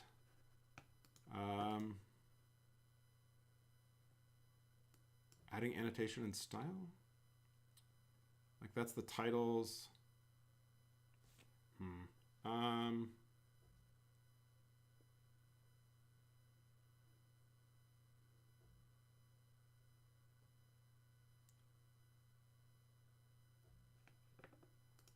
Plot annotation. Okay, let's try that. So like this theme is going to change the appearance of this theme on line 154 is going to change the appearance of the individual panels versus the layout itself. Or actually, nope, that didn't do it. All right. Let me go ahead and put that back to where it was because it worked. Sorry, I don't use patchwork a lot, so there you go. Oh, and so the ampersand will apply it to everything. Okay. But I could also do plus plot annotation. And here I could do plot.margin equals margin, blanking it all out. So if I turn that theme off, oh, this needs to be theme equals theme on that. All right, so plot annotation has a theme argument, and this is going to control the theming of the overall plot, right?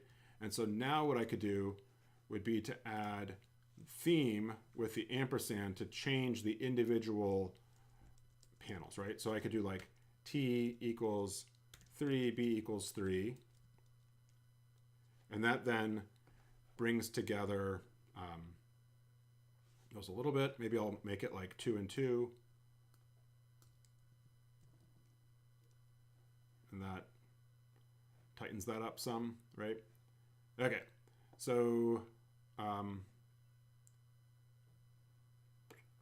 trying to think about like what to do next. I think the font could probably be smaller, so I put it as like 7. Let's go ahead and make it 6, which is small, but hey, what can you do? All right, so rerun everything here.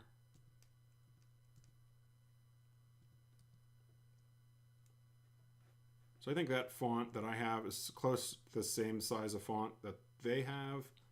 I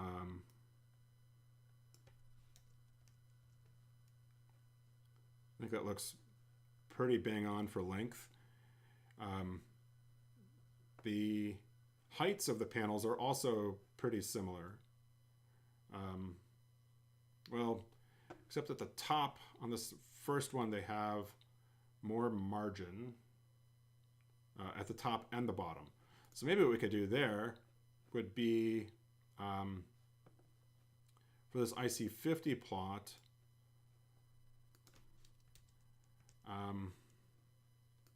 let's see.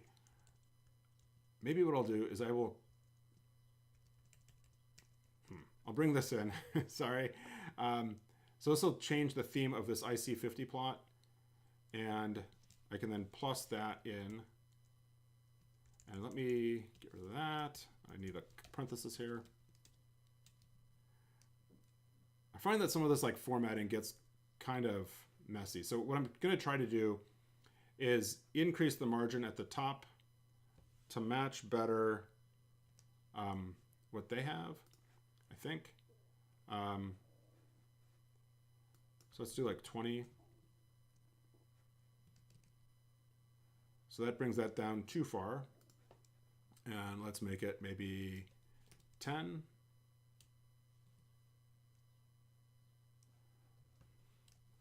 So that's pretty good. It could probably be 12. And then on the bottom, that spacing looks pretty good. Okay. But of course, also, our plots aren't the same height. So that's something we can also control in plot layout, right? So we could do like heights equals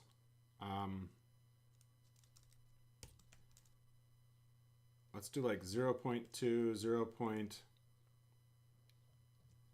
0.3, 0.3. So the top plot is more narrow than the bottom plot. Let's see. Probably can't see this, but that says that's 224 pixels tall. And this is 453. So I think it's actually 0.2, 0.4, 0.4, 0.4.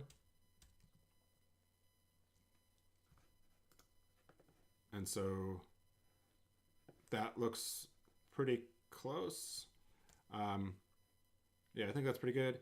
But then the spacing on these other panels is off.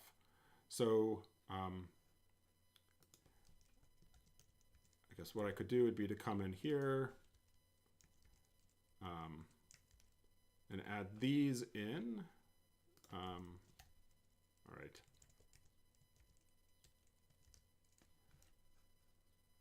So I'm basically modifying the plot margin on each of those. And I think what I'll do is turn off the top margin and modify the bottom margin.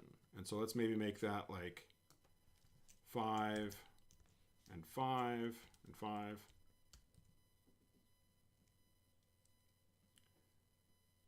Kind of like that, although our top one needs more space. And so let's put that to like 8.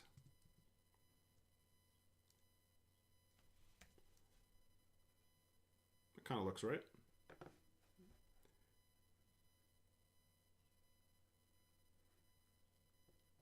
Great.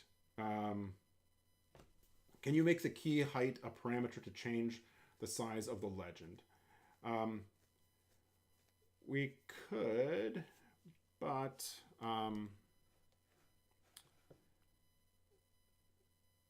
like that's going to be like the key height. So I think what we could do, like this is getting kind of gnarly. It would be like we'll do like theme, and then legend.text equals element text size equals 6. And so you can see that like shrunk down the font size of that text. Probably needs to go even smaller. If we did like 5. Right, so it's close in size. And then we could do like legend.key.height equals unit. And I don't know what it's supposed to be. So let's just start with like 3 and go from there. So that's way too small. And so what I'm going to do is I'm going to increase this value until it's the same size as the heat map, right? So let's go to 10. And that's pretty good, but it's clipping it. I don't know why.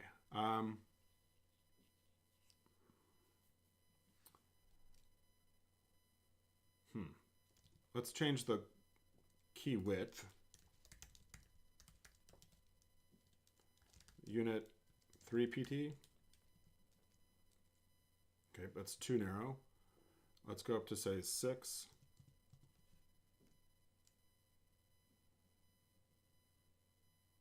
Something like that. Of course, our ticks are too long. So we could do like legend.ticks.length equals unit 2 PT. Okay, maybe it's 1 PT, or maybe I went too fast. There we go. Let's do 1 PT.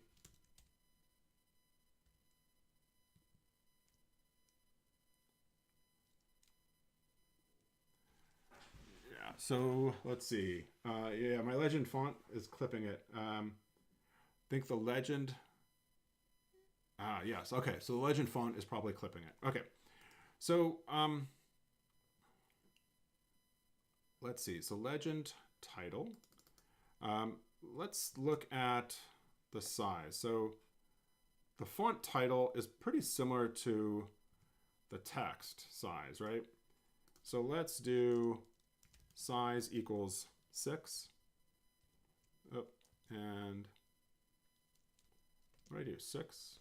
Oh, need to reload the function, rerun everything. There you go. Now the clipping goes away.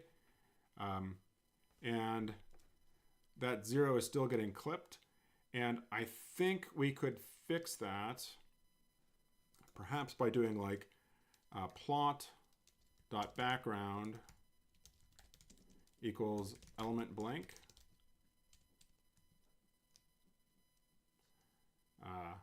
Oh, okay. So that made the plot background blank, but I think what we want is the legend background to be blank. Okay, so let's do legend background blank. And so now we no longer have that clipping, right?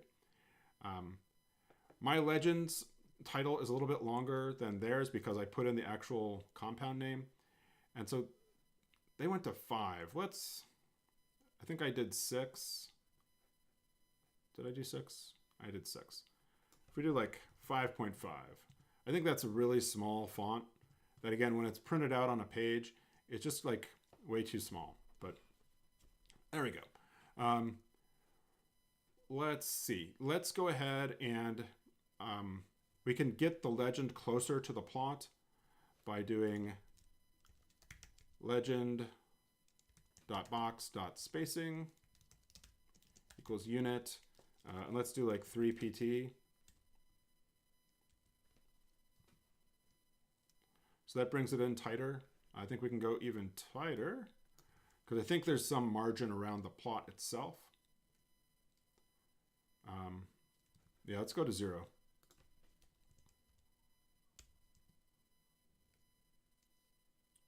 That brings it in pretty well. Yeah. Okay, so I feel like this is pretty good. I think the text has a margin that's pulling it away from the scale itself. So legend text, let's do like margin equals margin, L equals 1.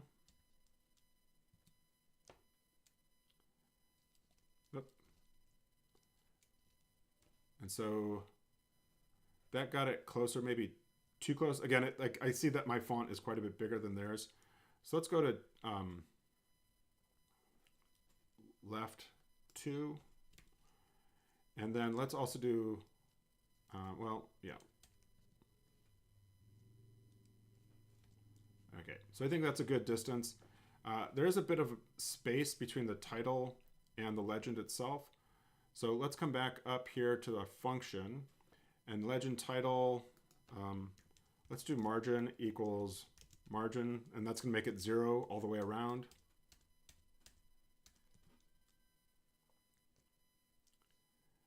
Okay, so that like really brings it in. I think it's the bottom margin. So let's come back up. And as I'm doing this, I'm kind of feeling like a lot of this stuff that I'm changing in the function, I probably shouldn't have in the function, but should perhaps better be in kind of down below in the patchwork where I'm modifying the patchwork to get everything to work well together. Okay, that wasn't what I wanted. So I did bottom equals 3. I think here actually I want left equals 3. There you go. I think that's pretty good. And there's like subtle stuff with spacing, but whatever. Now let's look at the left side of the plot. And again, that font is quite large. And that would be like in our axis text Y that I have here. I'm going to go ahead and cut this out and cut this out. And let's see what that looks like. So again, that made it gray, right? So now I can come in here and I can do axis text Y, black, size equals 7.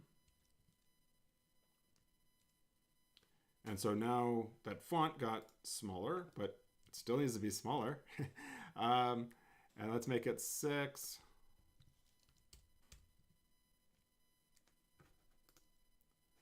And let's see. Yeah, I think they use really small fonts, which I'm not a fan of, but yeah, so it's probably like that. Now like think about the title. So again, if we come back up to like where we have axis title.y, we've got this element markdown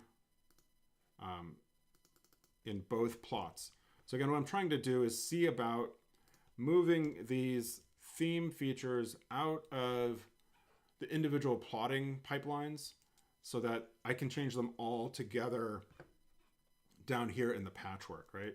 And I can do like size equals, I'm going to say 6. Right? And so now we have that. But now, oh, yes. Rats. So maybe you're seeing what happened was that I moved the axis text Y and axis title Y out of those individual functions and put it into kind of like modifying all of the patches, right? And so I think maybe I didn't want to do that. So 5.5 and 6, I'm going to put them back because it was also now applying that to applying that also to my my plot, right? And so here, this is the text on Y. We'll do size equals 5.5. And then this is the metabolite data. And then up here, we'll do size equals 5.5, size equals 6. And then the title down here should be size equals 6. And so let me do this again. Okay, so I think it looks good. Well, I mean, yeah, not quite good, but we're getting there. So if I look at like the relative proportion of the two columns, again, if I measure this, that's like 580, 570 pixels. And this is 1623. So I'm going to say it's like, oh, let's say like 30 and 70, right? So if we come back to here, our plot layout, I can do widths, this technically heights, and I'll do 0.3 and 0.7. And so now you can see that this is more narrow. And if I pull this over and this over, like so, maybe it's like 3.5 and 6.5, but that's pretty close. Let's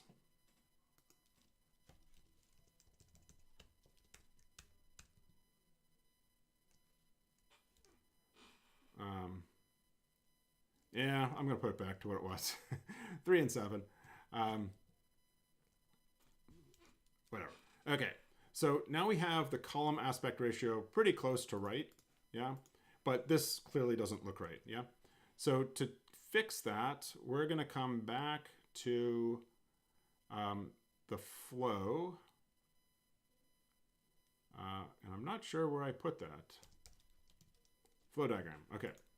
And so that, you'll recall I had width equals 110. And if I look at this, it's probably 50.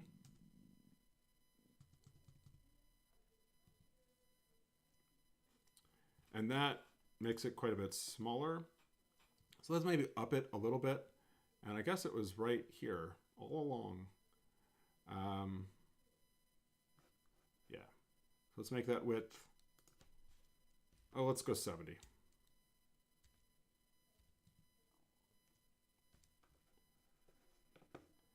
And that's getting clipped a little bit on the left. So let's go ahead and make it 65. Sorry. All right. Oh, it's still too far. And that's probably because like this left-hand margin,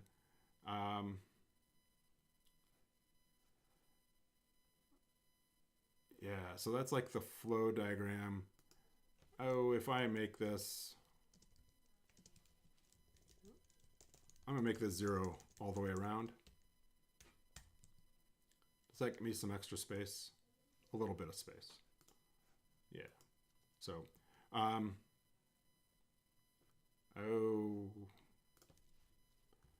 yeah, let's make the left. Whatever. I'll take this down to 60 and we'll call that good. Cool. All right. So, I'm going to pronounce that pretty good. The maybe a little bit difference in formatting of kind of like where this is appearing. One thought might be to add a blank space to the layout here. You can do that with like a pound sign. And so that moves this down and kind of, I think, aligns a little bit better with what they have. And yeah, let's see. Yeah, so I don't know that there is a justify center for this. I found kind of like, there's like this like free argument in, or free function within Patchwork that I find kind of challenging to work with, frankly. But one little thing that is kind of annoying me is the thickness of the box around the legend is thicker than theirs by, and thicker than everything else I have by quite a bit, it seems. So I'm going to come back up here to panel, nope, legend frame. Oh, I did 0.2. Let's do 0.1 on that.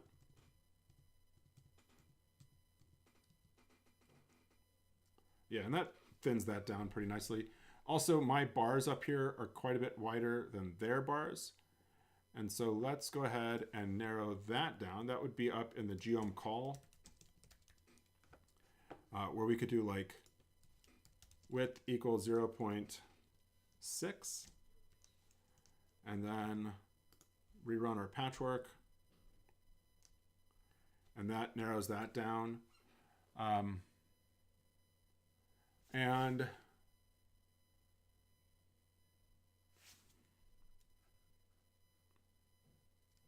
yeah,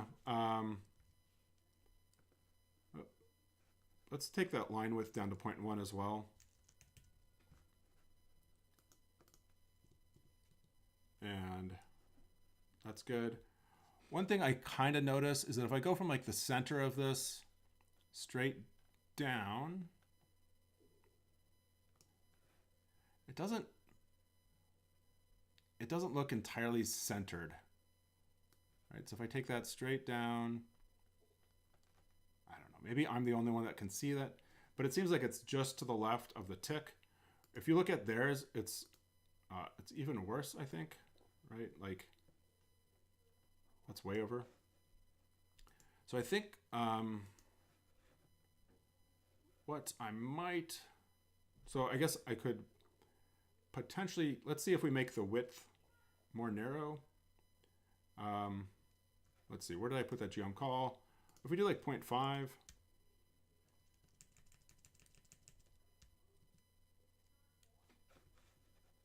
let's see where'd they go.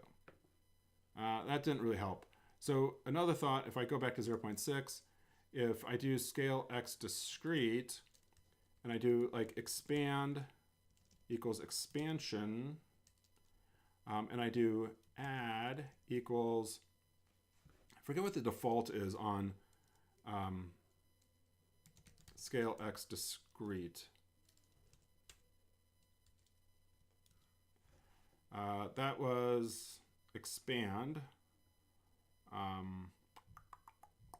Scroll down to that argument. Expand the scales by 5% on continuous and 0.6 for discrete. So I wonder if I make this add of 0.5.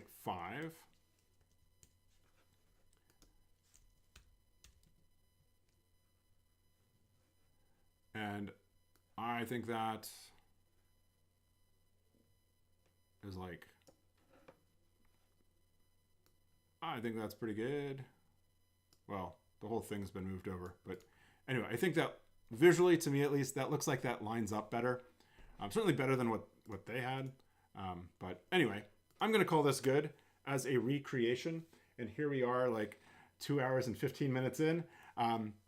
This is taking a while, but hey, these are complicated plots, and assembling them together in Patchwork versus like Illustrator, I think is a good thing in the long run, albeit it takes a little while, right? And so I realize that not everyone can stick around, but I'm grateful for people that can continue to watch. And I see that I've got 18 people still here. And so thank you very much. What I would like to do now is kind of make a different plot, right? And so, and we're going to use the same type of data, the same data, right? And in my vision, what I would like to do is a few things.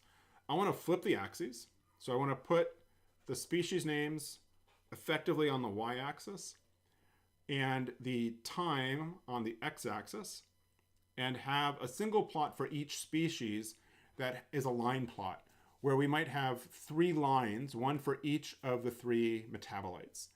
And then I would incorporate, kind of like they have here, a flow diagram, but instead of coloring the enzyme, I want to color the molecule, okay? And so a shout out to Patrick Schloss, who is my son of the same name, who showed me some very rudimentary Photoshop skills to make this modified version. I would also add that if we took this and put this in here, I think this would make this figure with the heat map a lot better just on its own. But anyway, so it looks a little bit clunky and it's not polished by any means, this modified version, but it's a good placeholder for what it would look like to change the colors. And so that's what I want to do. And so my strategy is going to be to make a faceted plot. And so again, we're going to have a box, a facet for each species where the y-axis will be the concentration, the x-axis will be time, and the lines will be for each of the 3 metabolites. Okay, that's the idea. So let me take a drink before we get going. And again, thank you for watching along with me as I do this. And if you're watching the recording and you're jumping in now, I'll be curious to hear what all of you think about this modified version of the plot, because it certainly generated some feedback when I proposed it in the critique video on Monday.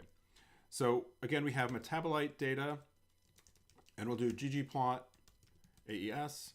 The x-axis we'll do time. On the y-axis we'll do mean const, and then color equals compound.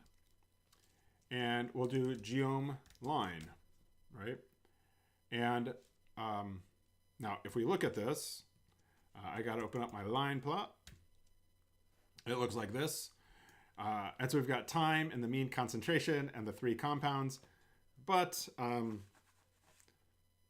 this is all 15 species together, right? So we want to pull that apart. And so you'll recall, well, yeah, let's do this. So we'll also do mutate on species, because I believe here metabolite data, the species name is not a factor. So we'll do species name, factor, species name, levels equals, and we'll do species order. And that was, again, something we created up above. And to this then, we'll go ahead and do facet wrap dot tilde species name. And we'll do n call equals 1. I want everything in a single column. And I probably got too excited about my plus signs. All right. And there we go. We have all of our names here. But those names are so big that they are really like swamping out the actual data. And so the data's there, we just can't see it, right? So let's go ahead and for now, I'm going to turn off the legend. We'll bring that back later. So I'll do show.legend equals false. That just gets us more real estate to the right. And within facet wrap, there's an argument that is position. I think it's position. I'll do left. It's not position. I think it's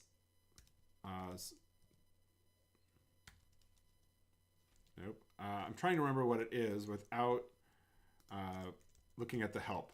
I think it's nope. Strip. Okay, I'm gonna look at the help. Sometimes I like to challenge myself, because if I just constantly look it up, then I'm not learning as much perhaps as I could. So strip position. I was close. For some reason, the pop-up wasn't popping up. Strip. Sorry, I realized my face was over the top of it. Strip position equals left. And so now we've got the strips on the left, right? And you can see the line plots with the time. Now, the title of the strip text, is inside of the y-axis. And we can move that to be outside of it, outside of the y-axis, with strip dot placement.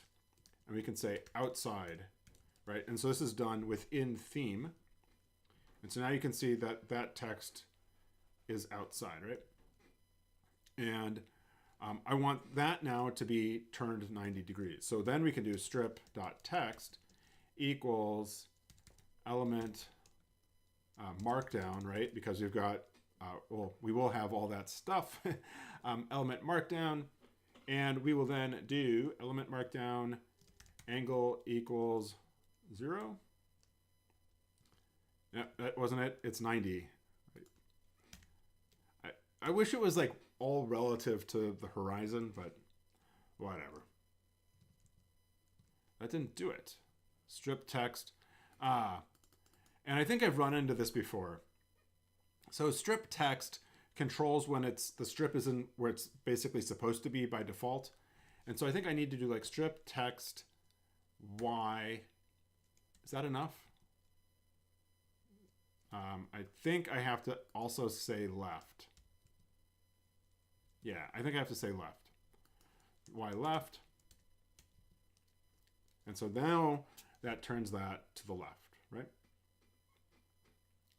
Cool. All right. So hopefully you can see where we're going here and how this is coming along, right? And let's now go ahead and, well, let's change this label, right? And so again, we have, well, let me show you. We have species order, and we have pretty species names, right? And so these like are in the same order, right? And so I think what I'll do is I will do species name lookup. And what we'll do will be, well, actually, no. So let me step back. So what we can do within facet wrap is labeler. And we could do labeler, and then will be to say species name equals pretty species names. So this isn't going to work. Did it work?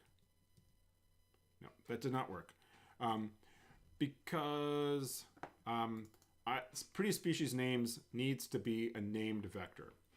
And so what I'll do will be, actually, you know what? I'm going to go back up to where I defined it, back up here. And I'll do names on pretty species names equals species order, right? And so now when we look at like pretty species names, it's like impossible to see here, but it's a named vector, right? And so now what we have in this labeler function is we're going to name the species or species name based on the values in pretty species names. And voila, we get that, which is pretty cool. And we're going to want to shrink that font down because it's taking up a lot of space left to right. And let's go ahead and do like size equals 7.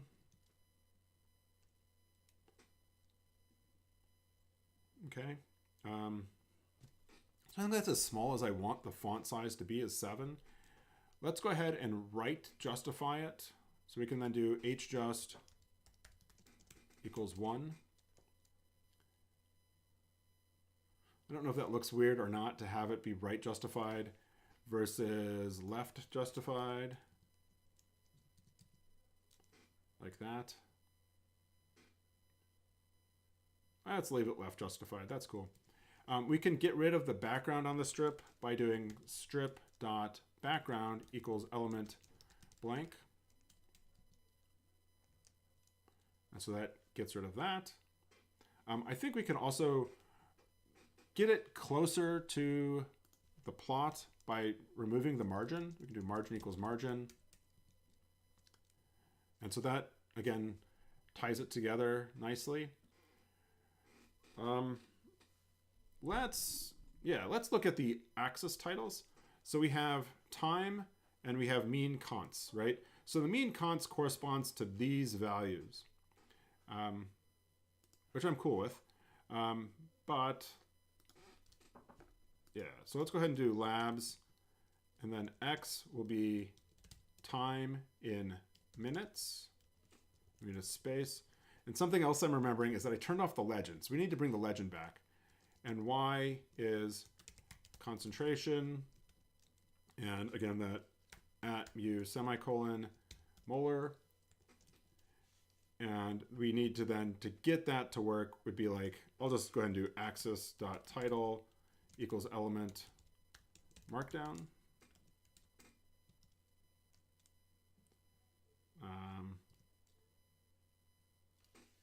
That didn't work. Why didn't you work?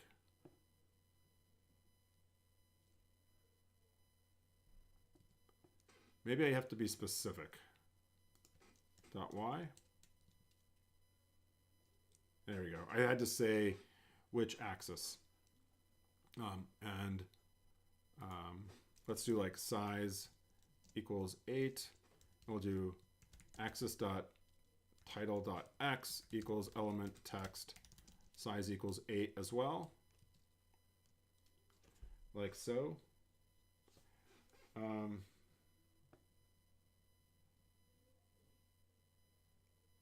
Would you replace spaces in strip with \n?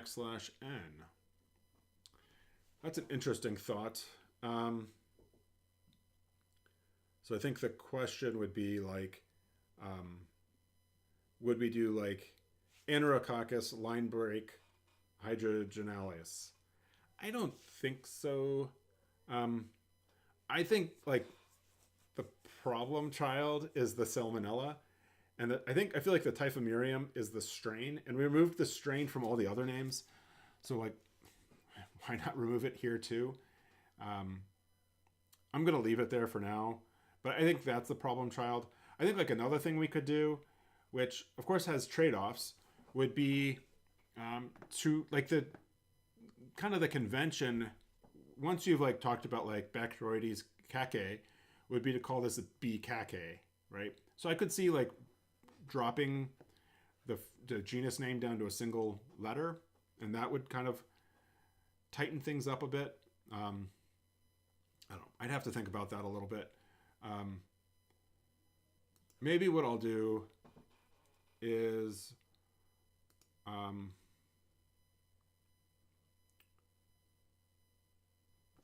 like I have pretty species names. Like if I wanted to get rid of this Typhimurium, maybe I could do like pre-species names equals str replace pretty species names, and I'll do like, or str remove, right?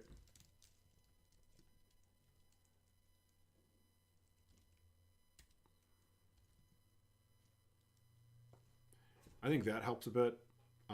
Again, that would be because we dropped the strain names for all the other taxa that had strain names.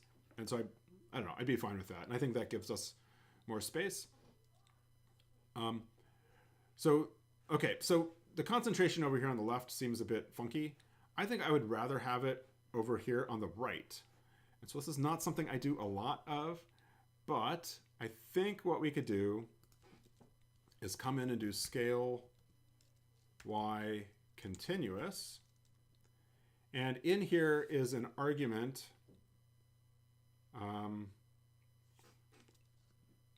thought was an argument. That is like sec axis.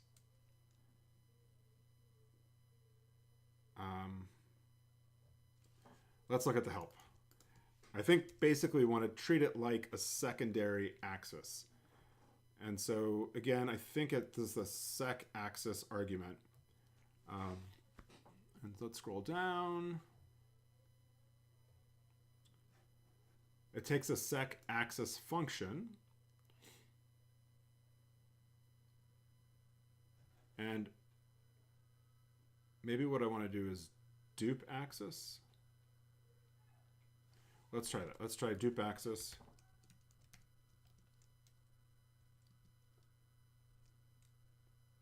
Okay, well, that's kind of gaining on it.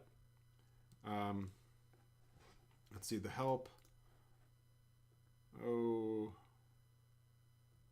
let's see, there's dupe axis and sec axis. I think maybe we just want sec axis. Can't convert transform null to a function. Oh.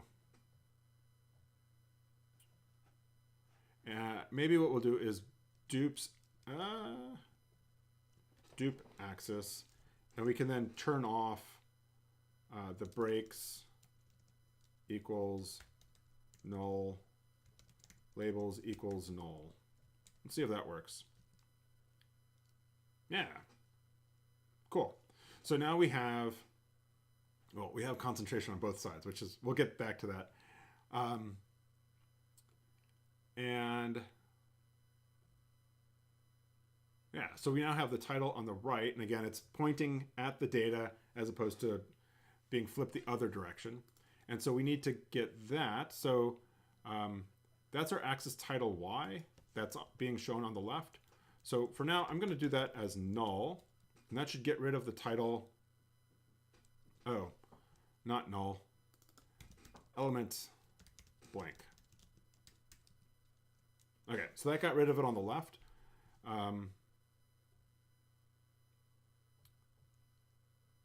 But that's weird. It seems to have dropped it from the right.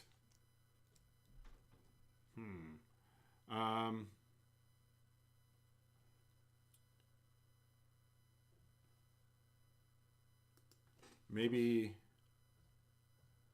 here what I want, if I go back to the help, that's the name. So here maybe I do like name equals this bad boy,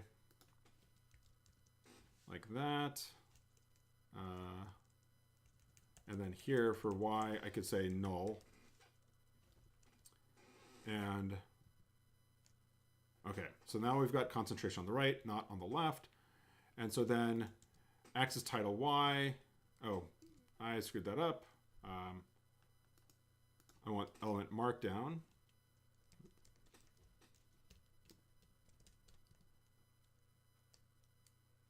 Is there, but it's not rendering it. So this would be a case where we have to use like axis title Y dot right, because it's the Y axis on the right.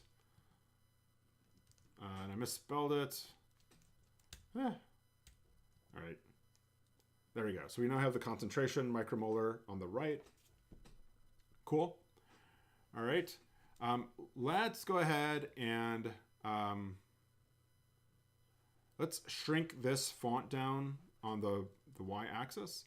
And so again, that's going to be like axis dot text dot Y equals element text. I want to make sure I get the color to be black. And let's do size equals 5. In this case, I'm not so worried about the size of the font because why? Because it's a really secondary concern. I feel like these concentrations are kind of more of like a qualitative change than they are of like a real quantitative change. And so I think we can get a little bit more space in there by doing, let's do scale, let's do chord Cartesian, expand equals false, remove that padding like that. And maybe that font goes down a little bit smaller to like 4.5. That's kind of my way of saying like, don't worry about these numbers. They're so small, I don't want you to think about them, right? Maybe people disagree with that idea. So let's get rid, let's shrink down those ticks, or maybe get rid of them. Axis.ticks.y, element blank. Oh, I forgot a comma here. Something like that. And let's get rid of the background. Actually, while I'm thinking about that chord Cartesian, I think this bottom line, that's no doubt for M2, is kind of getting clipped now because I removed the expansion. So let's come back up here and do clip equals off. So there's that back. And then let's go ahead and remove the background. And we'll put that up here. Panel.grid equals element blank. Panel.background equals element blank. Like so. Let's go ahead and make the x-axis font smaller. And I think on the scale, what do I want to do? Scale x continuous. Let's do limits from 0 to NA. And so that gets us a tick for 0. We also don't have the lines in there for the axes. So we could do axis.line equals element line, color equals black, line width equals 0.1. All right. And so that is showing, I can see down here at the bottom, I can see that line, right? So that's black, but that's gray, which is weird. And so I could get this, and the other thing I noticed about this line at the bottom is that it's on top of the data. And so we've seen this before. And so in that case, I'm going to remove the axis line, and I'm going to add that with a geom line, and I'm going to put it under the data. So the geom h line x-intercept equals 0, color equals black, line width, let's do 0.2. And then I'm going to do geom v-line, y-intercept, or I think I screwed that up. This should be y-intercept. This should be x-intercept. Do 0. And I'll do the same parameters here. Get that plus in there. And so there we go. We've got our axis line, right? And then we've got like the bottom axis line for all of the taxa. Now let's do some work on our x-axis. And I'm realizing I also forgot to bring in the font. So we could do like text equals element. Okay, settle down, Pat. Element text family equals Nunito. Okay, so that gets us our Nunito font. Now let's think about our axis text x. Element text. And we're going to do color equals black. Let's do size equals 7. Like so. And that those ticks are a bit thick. So let's also do axis.ticks.x, and that's an element line. Line width, let's do 0.2. There we go. Okay, so scale y continuous position equals right. Was it really that easy? I worry though that, like, would that have put everything on the right, including the the numbers? I don't know. That'd be interesting to see.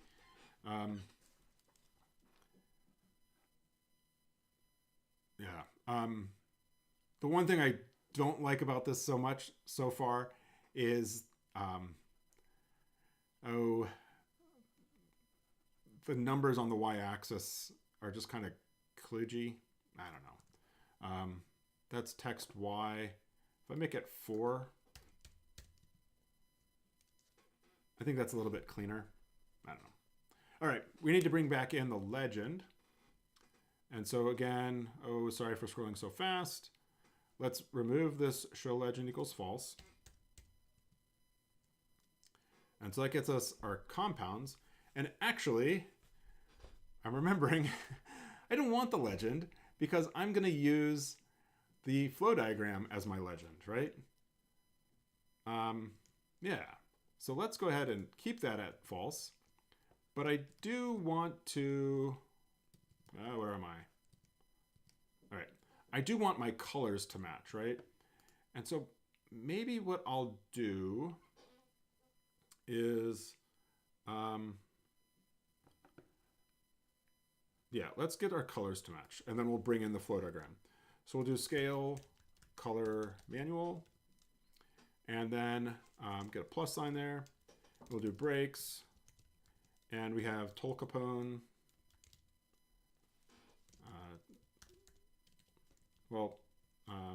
Yeah, I'm going to do it this way. Tolkapone, Tolkapone, M1, M2. Get that in quotes. And then values are going to be the three colors that we had previously. I'm going to copy this down here for a hot minute.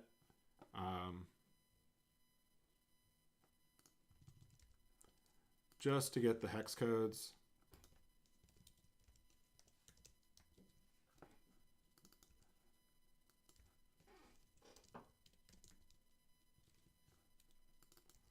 All right. Get a plus. Oh, I think I already have the plus, but this stuff is in the way.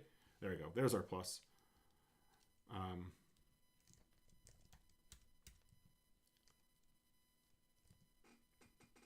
There we go. There we've got our colors. And okay. So now what I want to do is I want to make room on the left side for my flow diagram, right? So we'll do plot.margin equals margin. And let's do like L, sorry, equals 50. So let's maybe go up to 100. And I want to look at theirs to kind of get a sense of where I should be.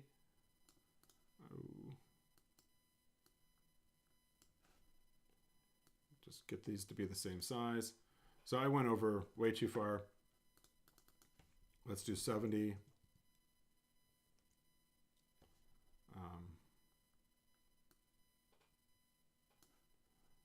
Just get these to match. Okay, so I think that's pretty good. And so what I'm going to do is I'm going to use plot rich text to plot the flow diagram like I did before in that left-hand margin. To do that, I need my limits to be within chord Cartesian, okay? And so I'll do, this is going to be like xlim equals that. And so let's make sure this still works. Okay, so that works. And now we want to bring in the flow diagram. So I'll do it right here so I'm not scrolling back and forth so much. I'll do geom rich text. And again, I'll do like data equals Tibble. Actually, I want to try it without data. Can I do like AS x equals 1, y equals 1, label equals, and again, it's going to be like image src equals quote. And I think I called it modify or compounds modified.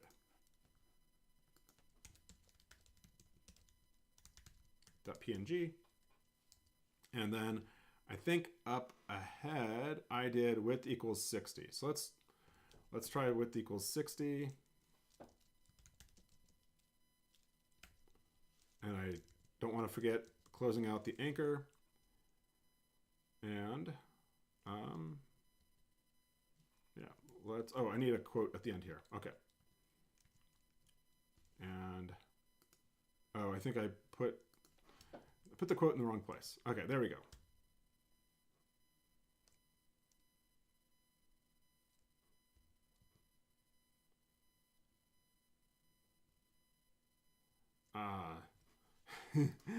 That's awesome. It basically put, yes. Okay. It put the flow diagram within each facet at 1, 1, which I forgot. And so that's, I think, a reason why this needs to be in a tibble. So we'll do like data equals tibble with that. And then we can do like AES, x equals x, y equals y, label equals label. But this will produce the same plot, right? And what I want, though, is to indicate the facet that it should be appearing in. And so I'm going to pick one in the middle. So 1, 2, 3, 4, 5, 6, 7, 8. So maybe I'll put it at Blaudia. And so here, what I would need to do would be like species equals Blaudia Ludi. Will that let me do that? No. Object compound not found. And so I could do inherit.aes equals false, which basically says, like, don't look for the compound.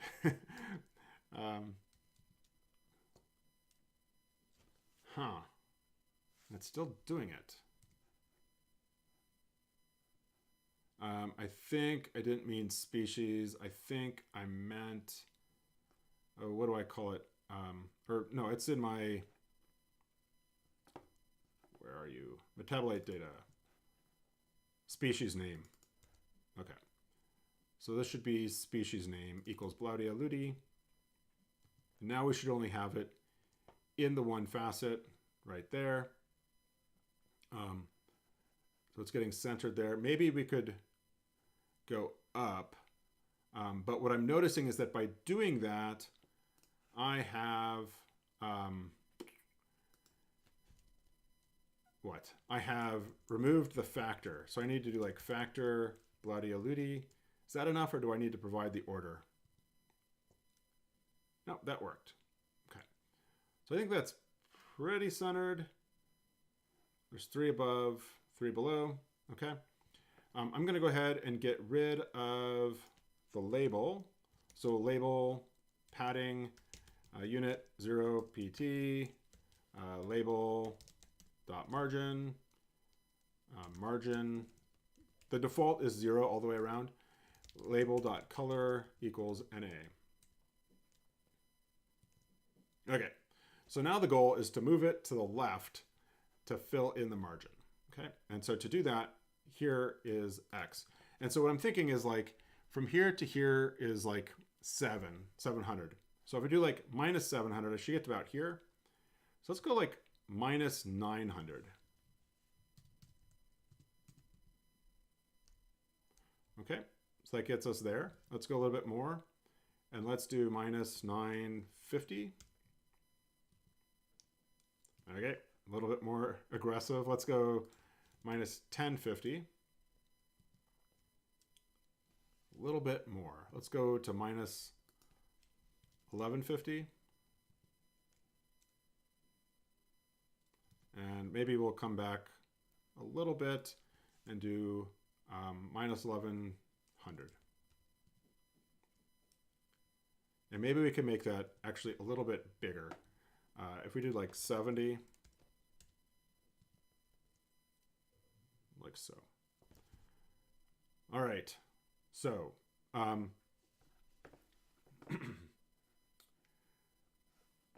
that, okay. So this is basically what I had proposed. And maybe we need a little bit more margin. So I'm going to move this geom rich text up a bit. Maybe I will put it after my facet wrap. Plus sign. I don't know. Where did I put a plus sign? Let's see. Let's see. I plopped in my geom rich text. Oh, yep. Sure enough, I have an extra plus here. 185. Run that. Okay, nothing's changed. Good. I was going to put plot margin left 70, R equals 3, T equals 3, B equals 3, just to give it some kind of margin.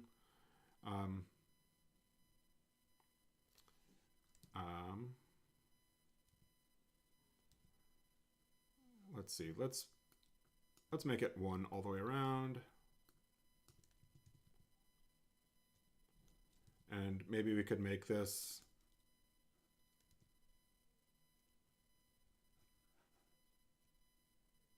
let's see. We could pull that back to the left a little bit more since it's with moving around the margins, it's kind of moved stuff. Let's go back to 1150 on that. Ah, too far. 1130. There we go. Okay. So, there we go. Here is the original. See if I can get these three all on one screen.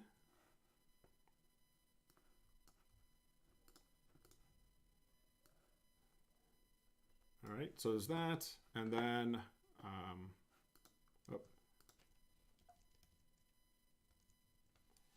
something like that. So that's mine. This is theirs. Let me get my heat map, and let's shrink this down a little bit. Here, okay. So I've got 1, 2, 3. So the original is on the left, mine is in the middle, and my reimagining is there on the right. And I've already taken a lot of people's time, and I'm very grateful for people still to be watching. And again, like the goal with the one in the middle was to recreate what they did. The one little change that I made was to put the name of the compound in the legend as the actual molecule, which again is not a big deal.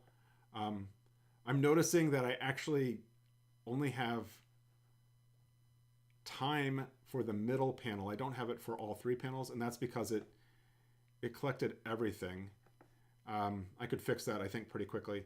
The one on the right then is showing the concentration of the three metabolites. The thing that people commented on as not liking was this red line, right? And so that's this tolcapone data, which my point earlier was like this red, where my crosshairs are right here, is like 0.8, right? And that doesn't even show up for these two other metabolites. And so I would wonder like why they felt the need to include tolcapone M2. Was it because they generated the data and that they wanted to see it?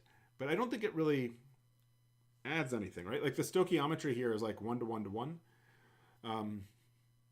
So unless tolcapone M2 is like really potent at something, that I probably would have like cut it. What I would do with mine would be to perhaps turn off the tolcapone M2 by, I'll do it here by like commenting it out.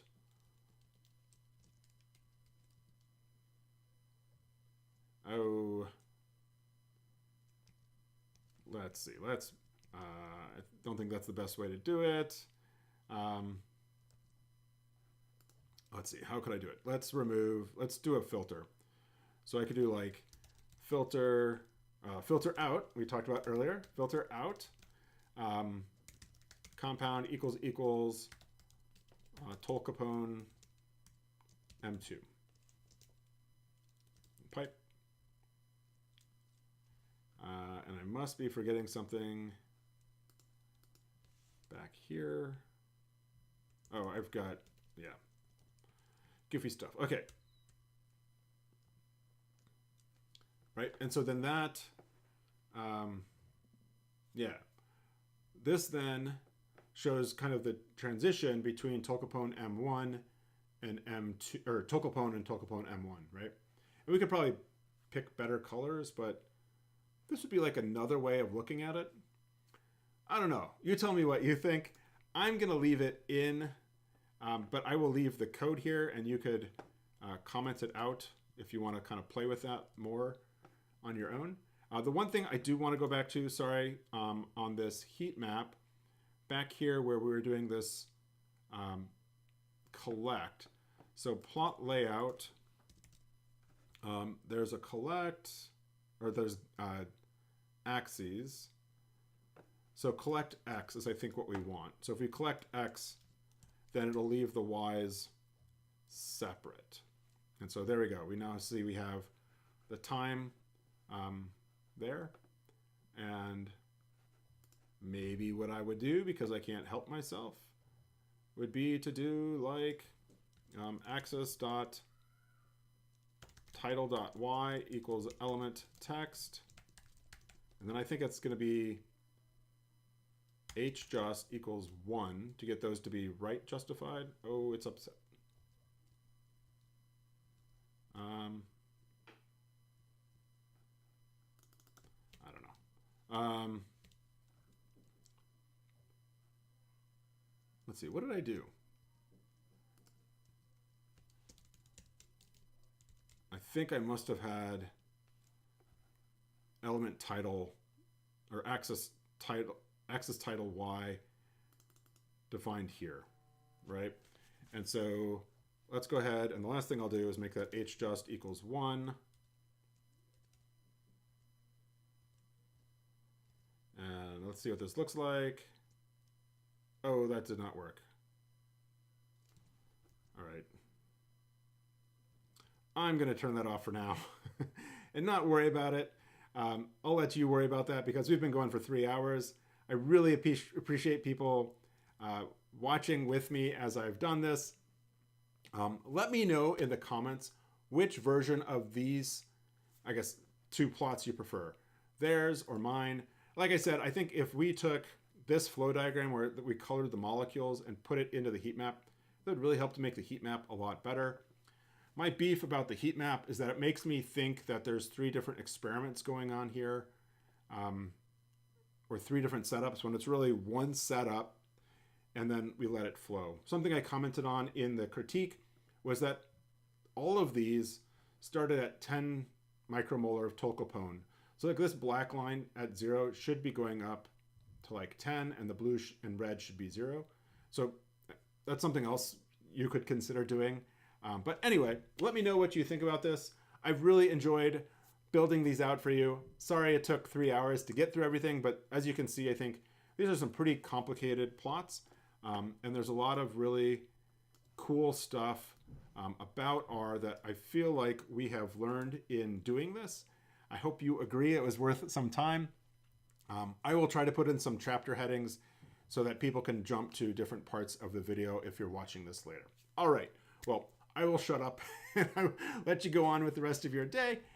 Encourage you to keep practicing with this. If you find figures out there that you're interested in, try to make them. If you don't have the data, make up some data and try to do it. Or if you've got your own data, try to use your own data to make a plot like that you see in those figures. Anyway, keep practicing with this, share this information, share these videos with your friends, and I will see you next time for another episode of Code Club.